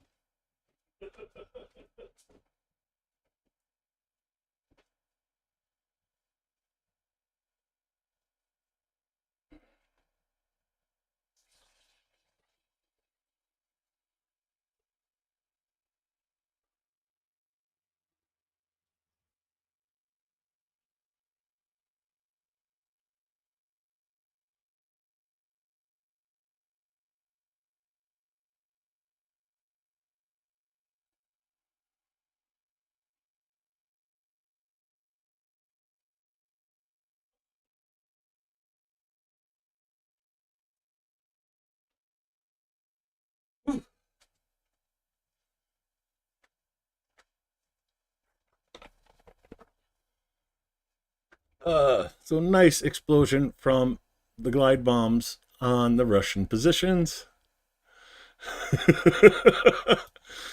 Yeah, I had to do a little crop dusting. I'm sorry.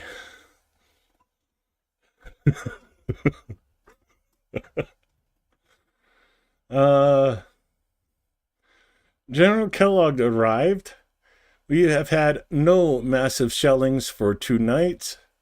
People are already joking. Give Kellogg a Ukrainian passport and let him live in Ukraine. This shows that Putin is afraid of America.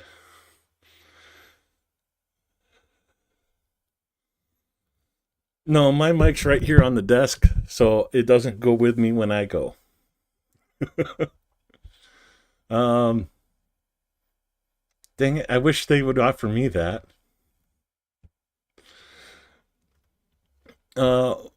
Another statement from Zelensky. Why is Putin afraid to end the war?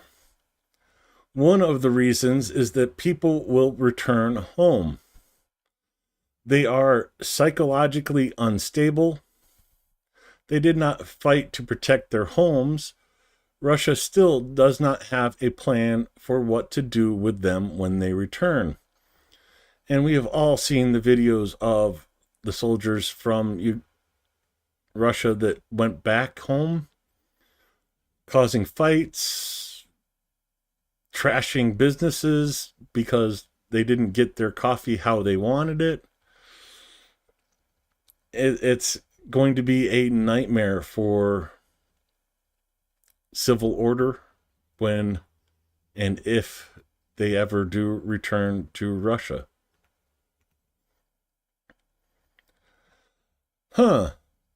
Border guards, operators of the Rubik Prime UAV are actively working in the Kursk direction. Why does that sound so familiar? Oh yeah, because we are raising a truck for the prime unit of the 5th Border Guard Detachment. These guys. Ми військовослужбовці підрозділу Прайм 5-го прикордонного загону. Зараз знаходимося на Сумщині та стримуємо наступ ворога. Потребуємо мікроавтобус для виконання бойових задач і очищення українського неба від ворожих крил. Звертаємось до команди Carrefour Ukraine та Бандера Мобіль з проханням допомогти з закупівлею, підготовкою і доставкою авто, а також до Renegade Changus та Канті Людан і їх спільноти з проханням допомогти підтримати збір. Слава Україні! Героям слава! Yeah, this video is from the guys we are raising funds for the truck for. So, if you want to see more videos from them. We actually do have another donation. We're up to now 2,375 euros. Let's go down to the bottom. And Slava Ukraina, free all Ukrainian defenders and return all the children. I know who this is from, but I'll give you the moose anyways for the anonymous donation.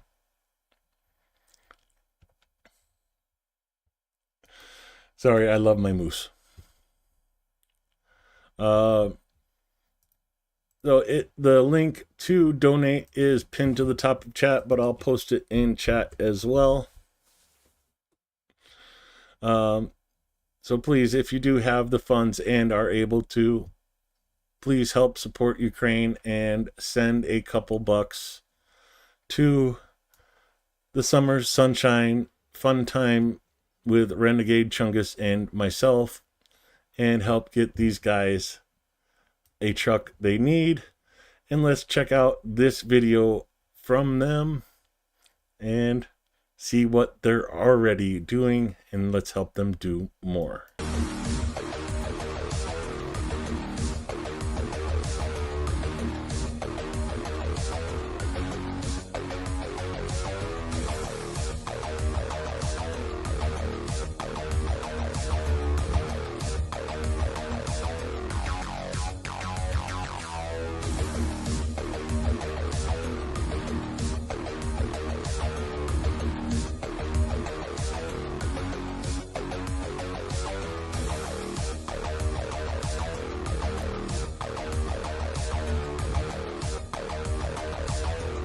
How long is the fundraiser going, or this stream?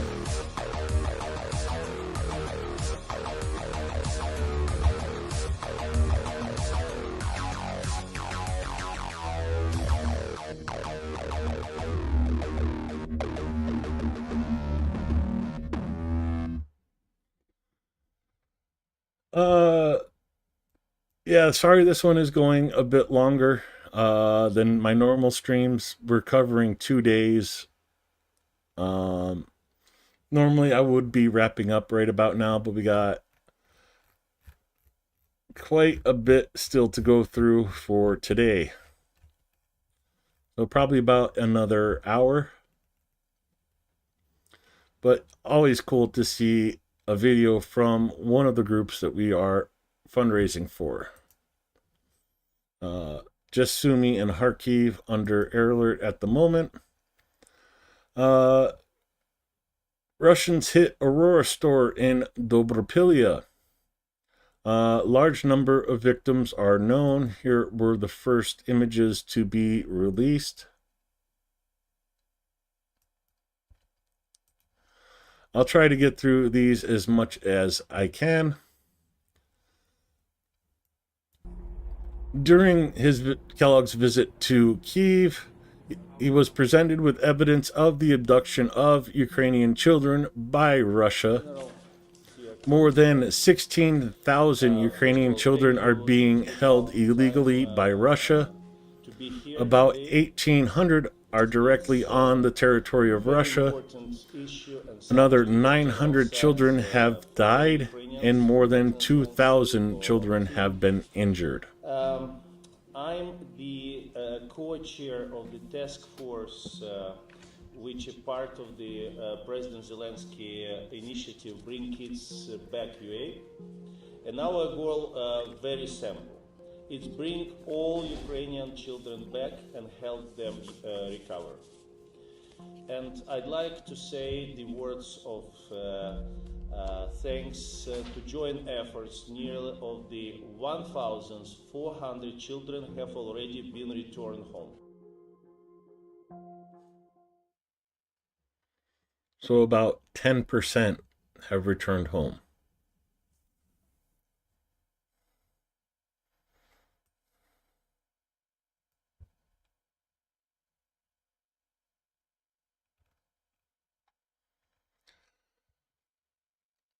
The U.S. wants to buy Ukrainian drones.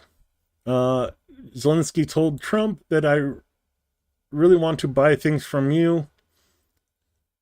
that only you have. And he replied that America wants to buy Ukrainian drones.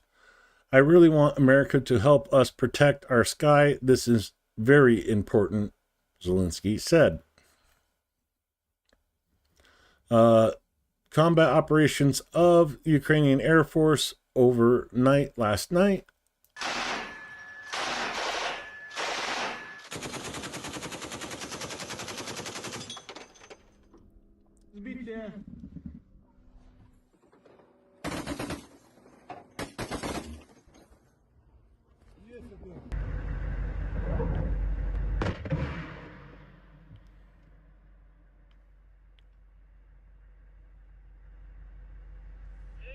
Very cool, Adam. Very cool.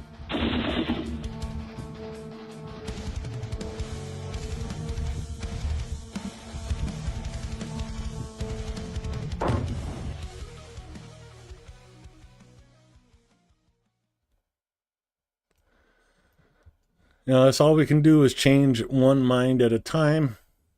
Adam, I do hope that you gave them my YouTube channel so they could check out the videos and such, or at least a link to the Telegram channel so they could see all this themselves. At the time of the posting of these images, 2 people have been killed, 22 injured as a result of the attack on Dobropilya.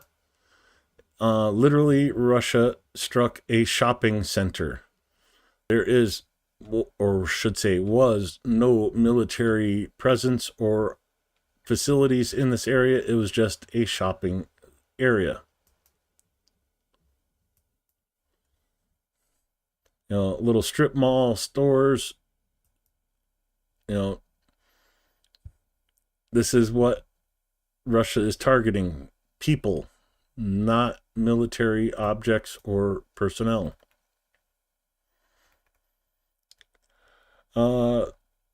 Total destruction of Russian positions in Petrovka, Belgorod region of Russia. Yes, I am trying to go faster so we don't, go until midnight. Because I need to get something to eat. My tummy is growling, and I'm hoping the mic is not picking up the growling of the stomach. Anyways, let me back that up and get the full screen so you can see Russian command center here. And that was the barracks for the personnel.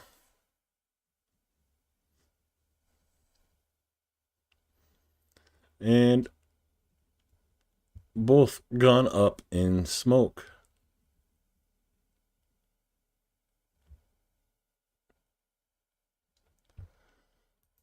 Unfortunately, yes, it is, Derpat. A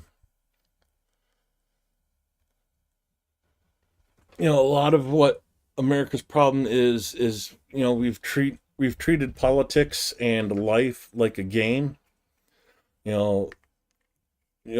I'm gonna do some EVE Online comparison. You build it up and you vilify your opponents. Oh, they're hackers. They've cheated in this. They cheated in that, and GMs gave them this and that and every other advantage. Hate them, hate them, hate them.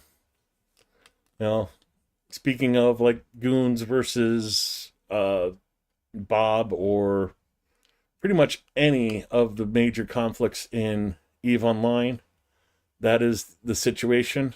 You vilify the enemy, make people hate them. And in a game, yeah, that's fine. You can hate people all you want because you're just fighting in a game. But American politics has been doing this live, and the hatred between Republicans and Democrats is almost to the point that I'm not expecting like an armed revolution, but I could see instances where like the two political parties will sit there and actually fight each other, and physically fight. each other. And unfortunately, Trump is definitely fanning those feelings in Republicans towards Democrats. And, well, it is what it is, unfortunately. 5 Mr. B's and 1 grad launcher destroyed in Kursk after HIMARS and artillery strikes. The 8th Regiment of the Special Forces of Ukraine.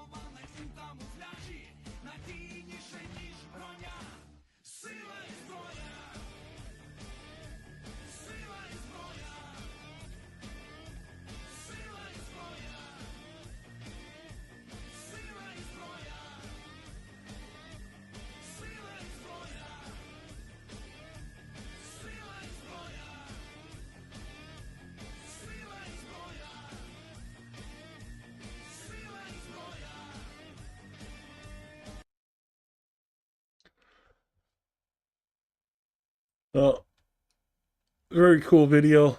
Very cool song to go with it. Going back to like the political discussion here, because yeah, it's a bit of a contradiction. Um, we don't need to vilify the other side, or in for that matter, if anybody's opinion differs from ours, we don't need to vilify them to explain our position. For the most part, we all want the same goal. We just have different viewpoints on how to reach it. A stable, well, except maybe right now, a stable economy. Trump's doing everything he can to destabilize the economy to create money-making opportunities for his friends, like the tariffs announcement. Oh, no, they're not. Oh, yes, they are. Oh, yes, we're going to, but they're going to be part of like sanctions. Yeah. And remember, like the day after Trump canceled the tariffs and the stock markets rebound, he had 2 of his friends in the White House and was sitting there bragging about how they made, what was it, $1.4 billion in one day, and like The other guy, $900 million.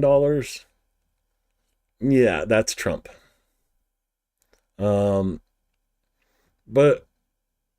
for the most part, like normal people, whether you're Republican or Democrat, we want the same thing. We want a stable economy. We want inflation to be as little as possible and to be able to afford to live and be healthy. And unfortunately, that's not the case right now.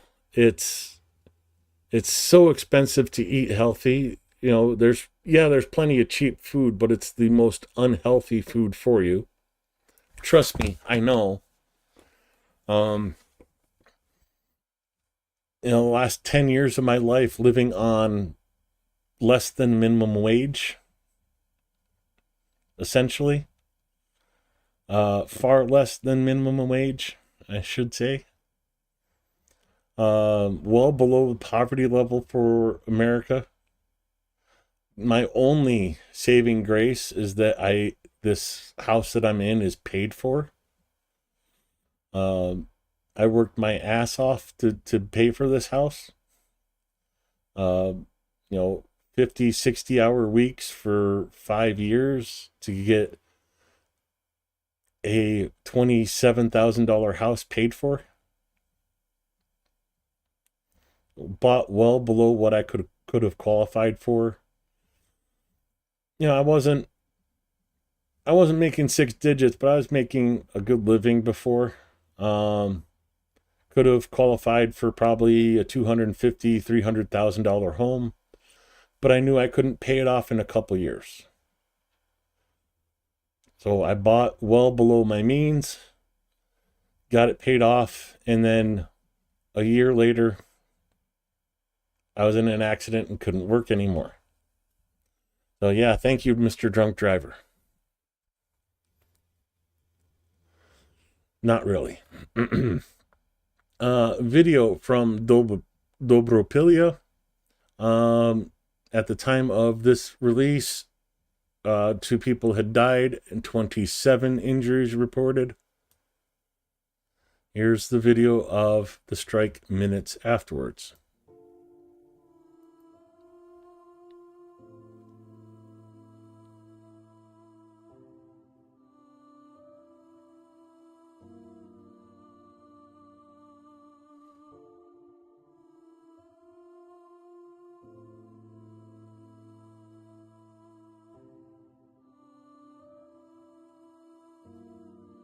Now, this is the apartment building next to the shopping center, and you see shops, more shops, little strip mall. Well, what's left of a shop.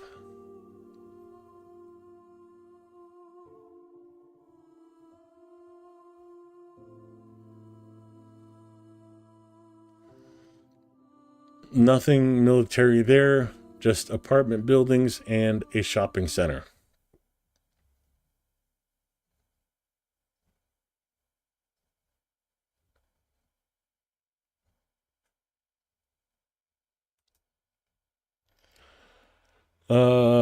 They exist. Trust can't.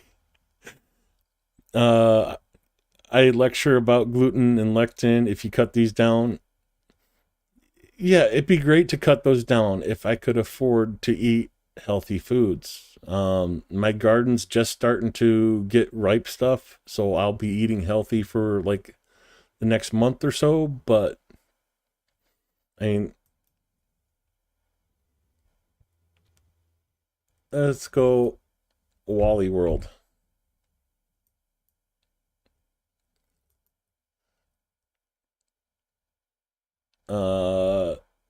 Department. Where's grocery? There it is.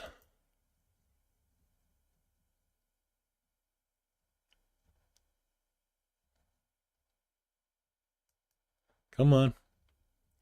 Okay, all grocery. That's what I was forgetting to do.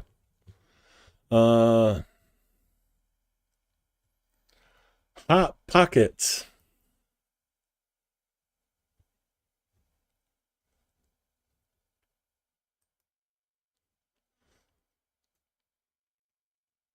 There you go.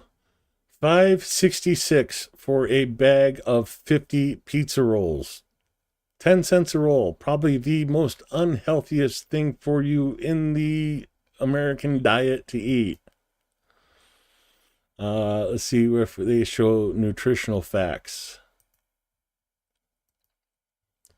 6 rolls will be 200 calories. 10% of the fat. I guarantee you, if you're eating these, you're not eating 6 rolls.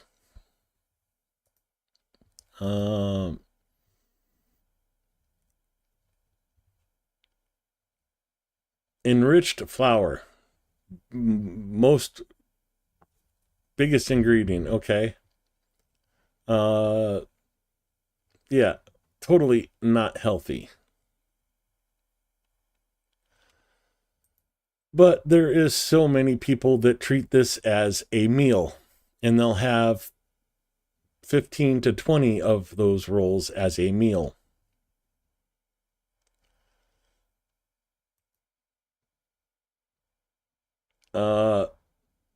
Let's go.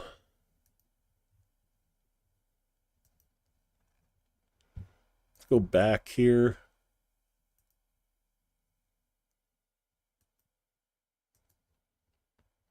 Okay, too far back.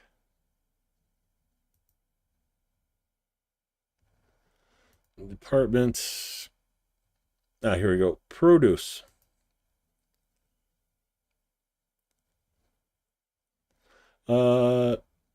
Let's go tomatoes.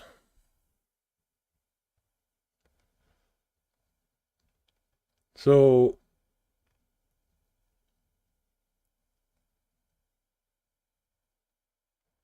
$3 a pound. So you can get 2 pounds of, not even 2 pounds of tomatoes for the cost of a bag of pizza rolls. And that's like, okay, there you go. A single tomato, $1.43. Let's go lettuce. A head of lettuce, $2.16. So like a head of lettuce and tomato for a salad is going to cost you $4. That doesn't sound like a very appetizing meal or a very filling one.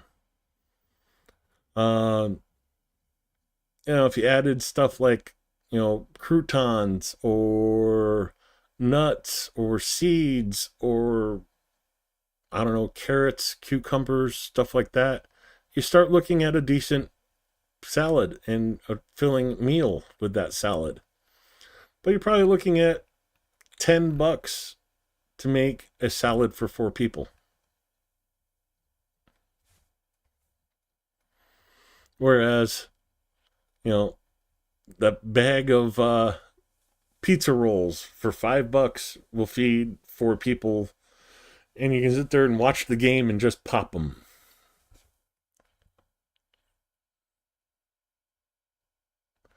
Depends on the tomato. And you have to also take in consideration, like, probably none of this stuff is grown in the United States. It's all grown in like Argentina or Brazil, picked unripe, so it ripens in transit. Yeah, eating healthy in America is freaking expensive. Oh yeah, a can of tuna is at least $1.50 right now. If you're gonna get really special and get like albacore, you're almost $2 a can for albacore tuna. Yeah, the prices in America to eat healthy is ridiculous.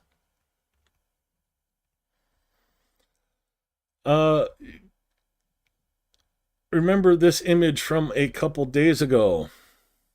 An Antonov 124 Ruslin near Kyiv was manufactured in 1994. It was started its modernization in 2021 and was completed in June this year. This is it taking off from Kyiv.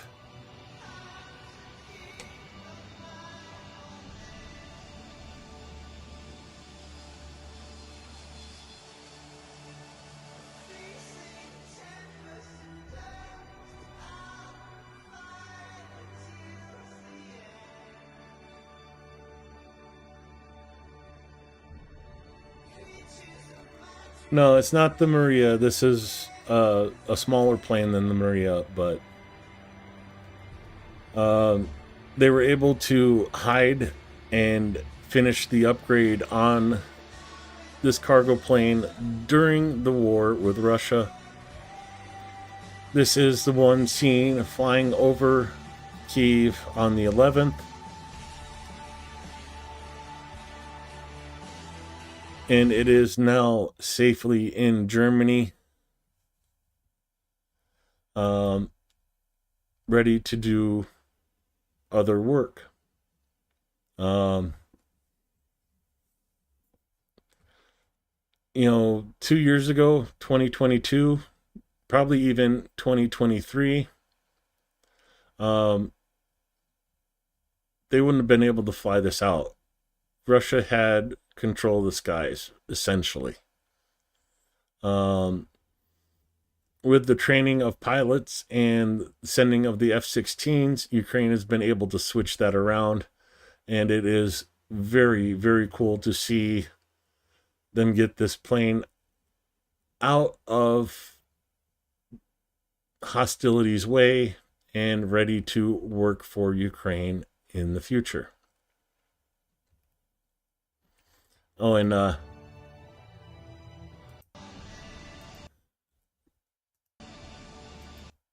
be brave like Irpin. I love that. We're getting closer to the end. From 3rd Assault Brigade.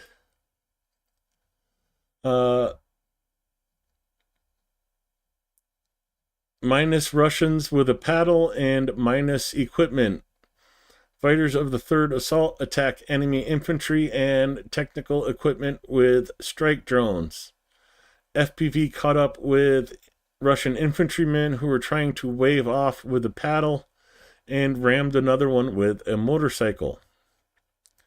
Interesting video. Definitely interesting description. Here is the video.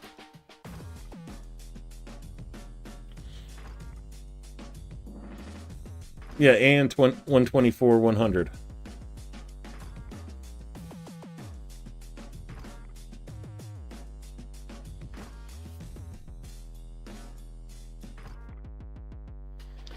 Oh, the fundraiser's going until it goes. I'll come back to that after this video.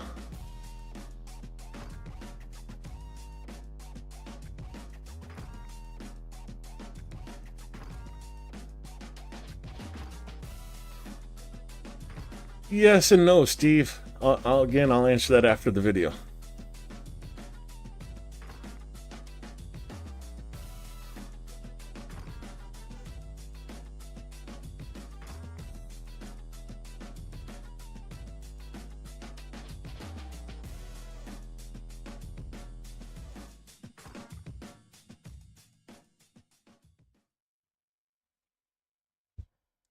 Well, that was the video from 3rd Assault. And Derpat is asking how long the fundraiser is going for. It will go until the standard campaign is complete, which is just 9,531 euros away. I would like to see us get as far as possible in raising this truck. No new donations, but I'd like us to get as far as we can. we do have a lot of people working on this goal. The YouTube channel History of Everything raised over 55,000 euros. Ukraine Matters over 45,000. Emu Squad 24. And the Marchi History 23, just shy of 20. Excuse me. Just shy of 24,000. Succumimus over 15,000. ATP Geopolitics 12,000. Chungus and myself are sitting here at 7,000 or 7th place with 2,375. Silicon Curtain in 8th with just over 2. Tanya Fiona, Lord Hard Thrasher, Baba Yaga Fella, Shills, Falcons, Fighter Tails, Sprocket Bicycle, Rudy Reacts with Rudy Acosta Jr., On the Edge with Phil Ittner, The Global Gambit, and Terrell Star, all helping raise funds to reach the ultimate goal of 220,000. I will keep pushing our part of the fundraiser until we get over that amount, whenever that is.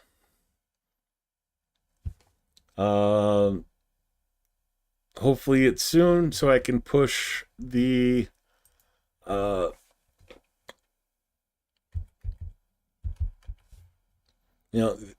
have an Amazon wish list out there. We've gotten quite a few people sending stuff already. I'd like to get a little bit more, but I'm going to stop this at the end of the month. No sense in having stuff shipped to me that's not going to be here until after I'm in Ukraine. Then I'll probably make a new wish list when I get back to start gathering up supplies for the next trip. Or collecting funds while I'm in Ukraine through my PayPal to buy stuff in Ukraine for the IFACs and supplies. So a lot going on, a lot of fundraisers all across the board. Everybody's trying to help, and there's only so much money to go around. I get that. So every couple bucks you can send, I appreciate. Supporting Ukraine is the important message here. Trump's definitely not doing it, so hopefully, as an American, and I could see and encourage my fellow Americans to step up. Let's head back to the air alert map. Sumy, Kharkiv, still under air alert. And moving on to the next video from K2. And we're almost at the end. 3 more videos to go.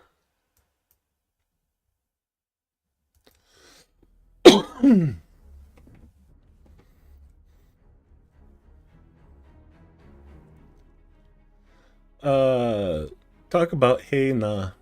Hey Nah. If you know the song, you know the song.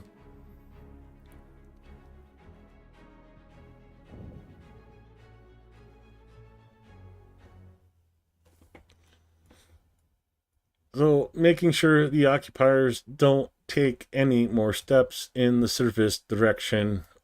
K2 doing some work.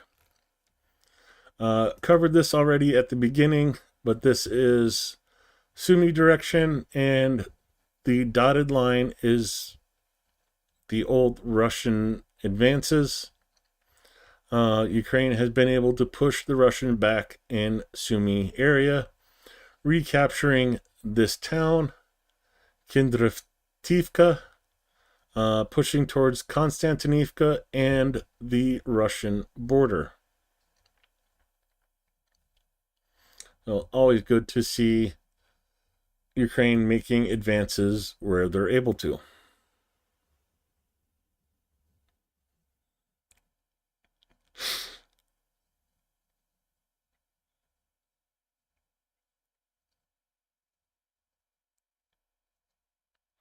But oh yeah, unexpected bills are always fun, aren't they? Special forces of the main intelligence directorate are crushing the occupiers and their equipment in Sumy.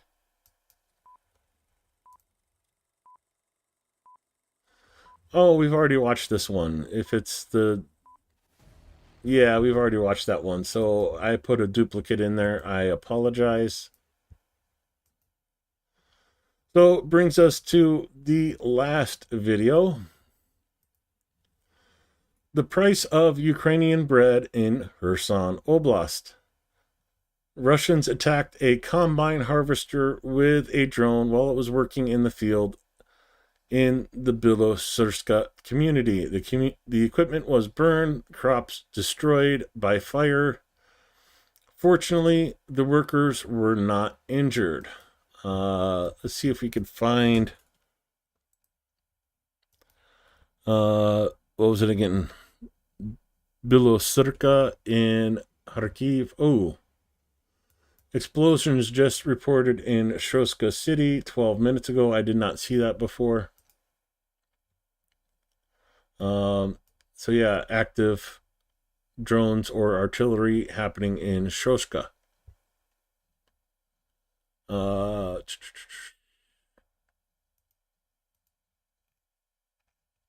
So Kharkiv.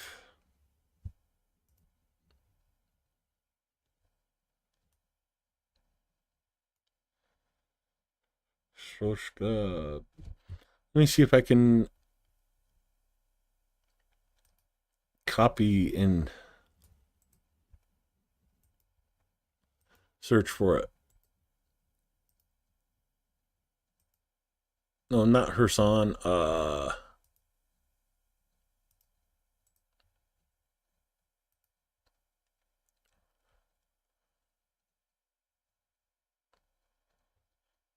Was it Kherson or was it Kharkiv?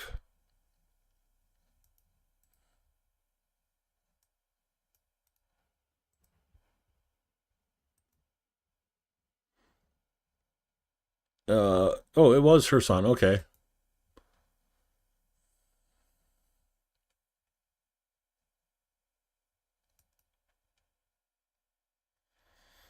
So I was definitely looking in the wrong area, but this is the area we're talking about in this video. So Bilozerka, so probably one of these fields right here.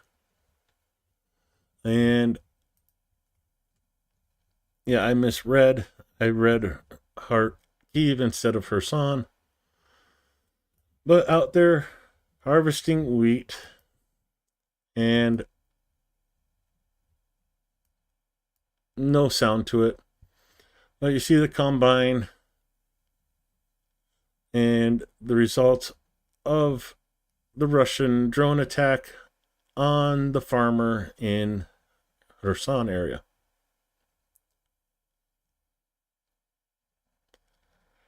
Along with the harvester getting burnt, you could see a lot of the field got burnt as well.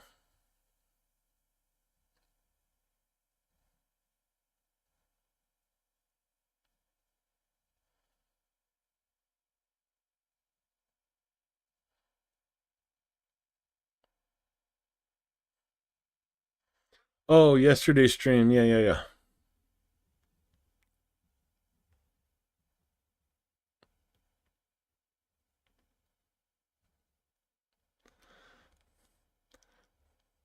Yeah, but I do 3-month tours, not 3-hour.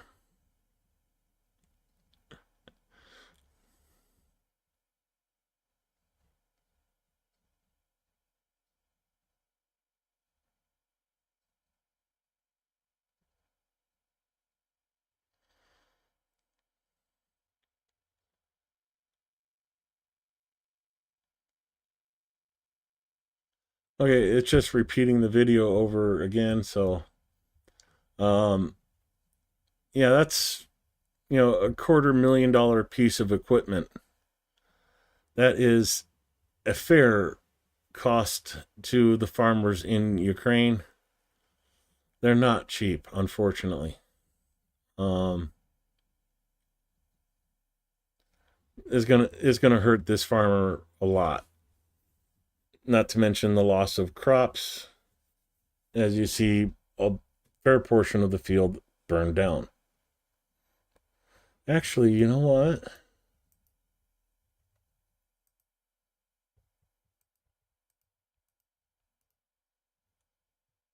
So the road's right there, and then I wonder if possibly we could.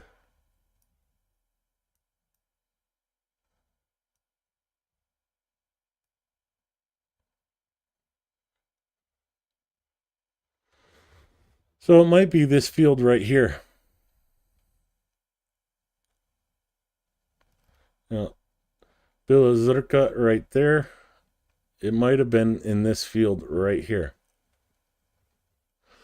But yeah, streaming yesterday. I started, let me go to my channel. It'd be easier to explain with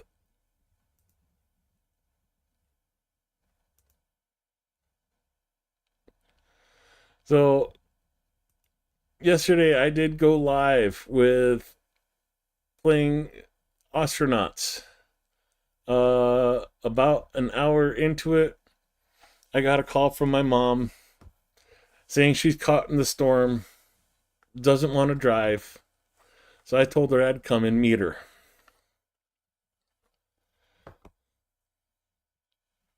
And I didn't realize how bad the storm was. Where is it? Uh-oh.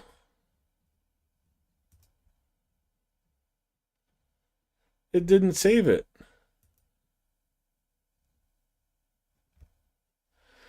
I recorded a short,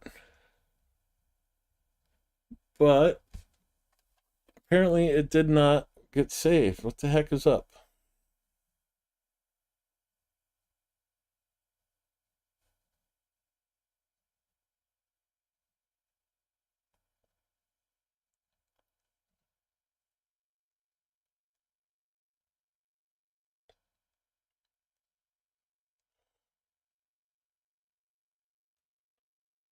Oh, it made it private. Okay.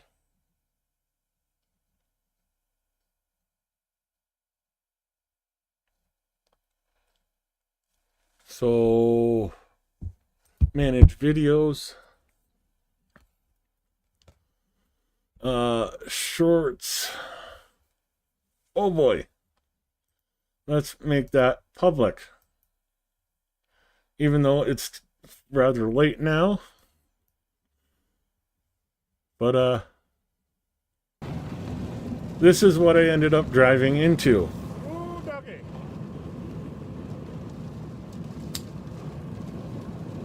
And in just a few miles, go from bright, sunny day. Ooh, doggy.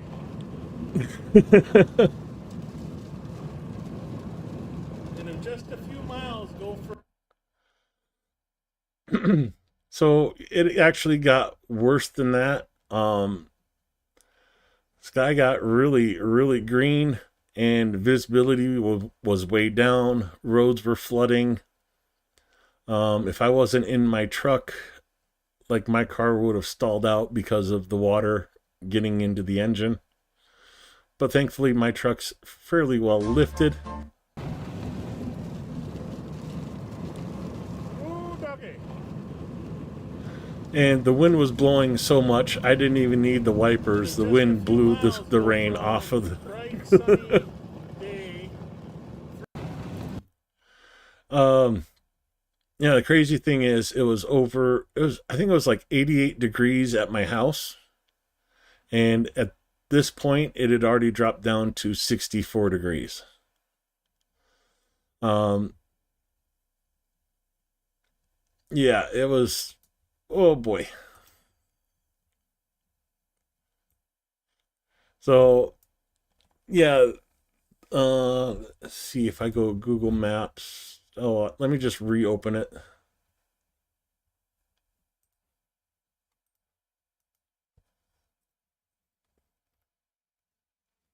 So, my mom was down here in Pickstown. I left from our house coming down here. This road was flooded. This is all uphill going towards the river. And um started heading back from Pickstown with my mom following me, and I decided I'm stopping at the casino and we're going to wait out the storm there. So yeah, we waited out the storm there, and it was over in this area. Tornado touchdown, thankfully in the park area, so no homes affected. But yeah, it was crazy. Got home about midnight and decided to just go to bed. So I did not stream yesterday, which is why we covered yesterday and today in this stream, and why it's been going for almost 3 hours now. Uh,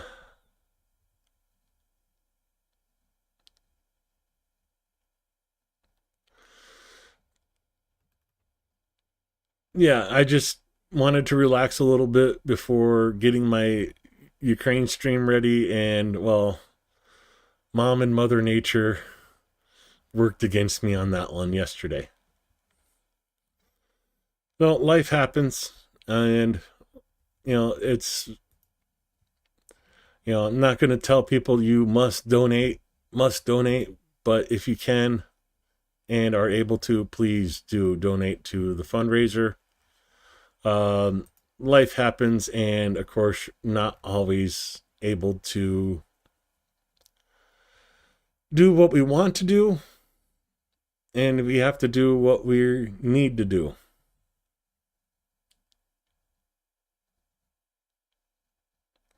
Yeah, climate change that Donald Duck is claiming is a hoax.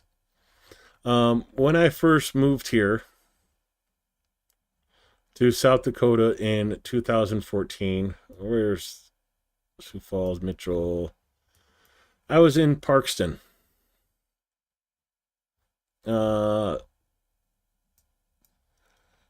That summer, there were 3 days over 90 degrees. 3 days.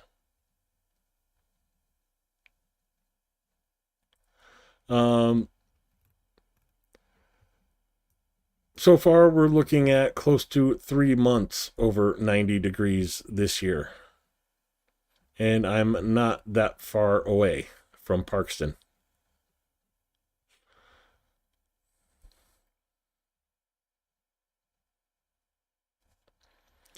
Yeah, climate change is a thing, and definitely feeling it.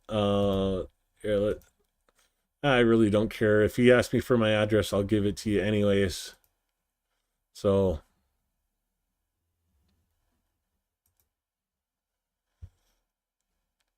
yeah, the first year I was here in South Dakota, we had 3 days over 90 degrees. And see, March, 102, 97, 92. Okay. There's 4 days right there. 5, 6, 7, 8, 9. 9 days in June.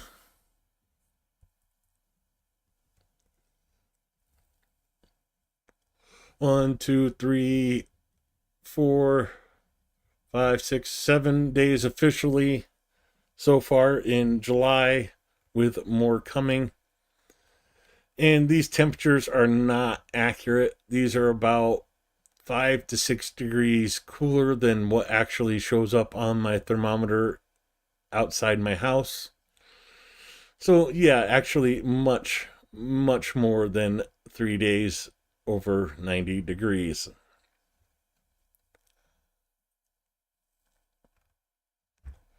And it makes me very, very much want to move to Kyiv,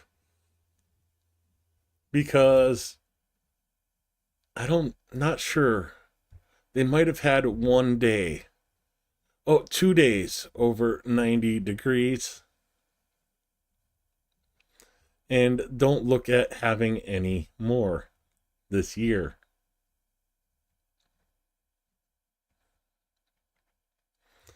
Yeah, by the end of the month, they'll be in the 70s. Let's see, when I get there in September, high 60s, low 70s for the highs. Oh, I'm going to be in heaven. And when I come back in December,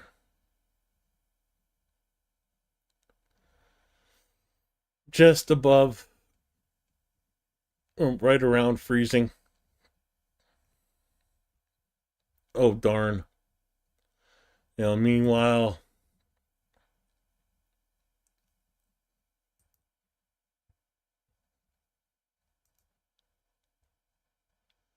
come on, load faster. In December,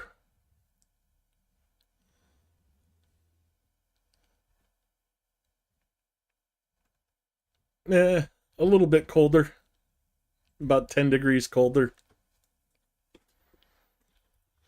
Of course, last winter before I went to Ukraine, we hit negative 38 in Dalant. It is what it is.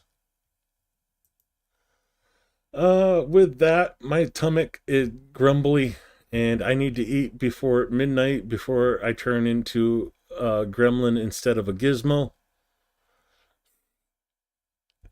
So on that note, I am going to go grab something to eat and crawl into bed and try to be a normal person and get up in the morning.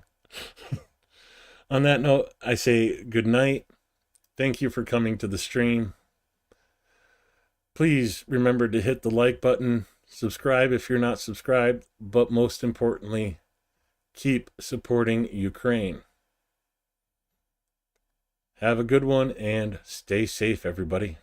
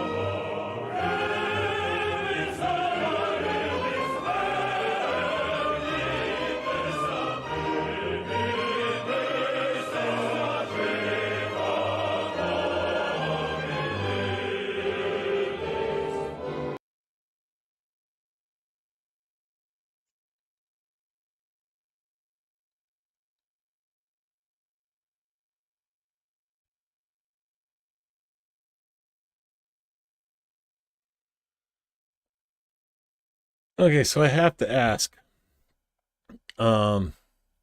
This is Cantyloon's Island. We just did our 3-hour stream. I'm obviously the skipper. Who's Gilligan? Who's the professor? And who's Marianne? Or, oh no, really? With the fundraiser up here? Who's the Howells? The Howells out there, please donate to the stream or to the fundraiser, and I'll catch you next time.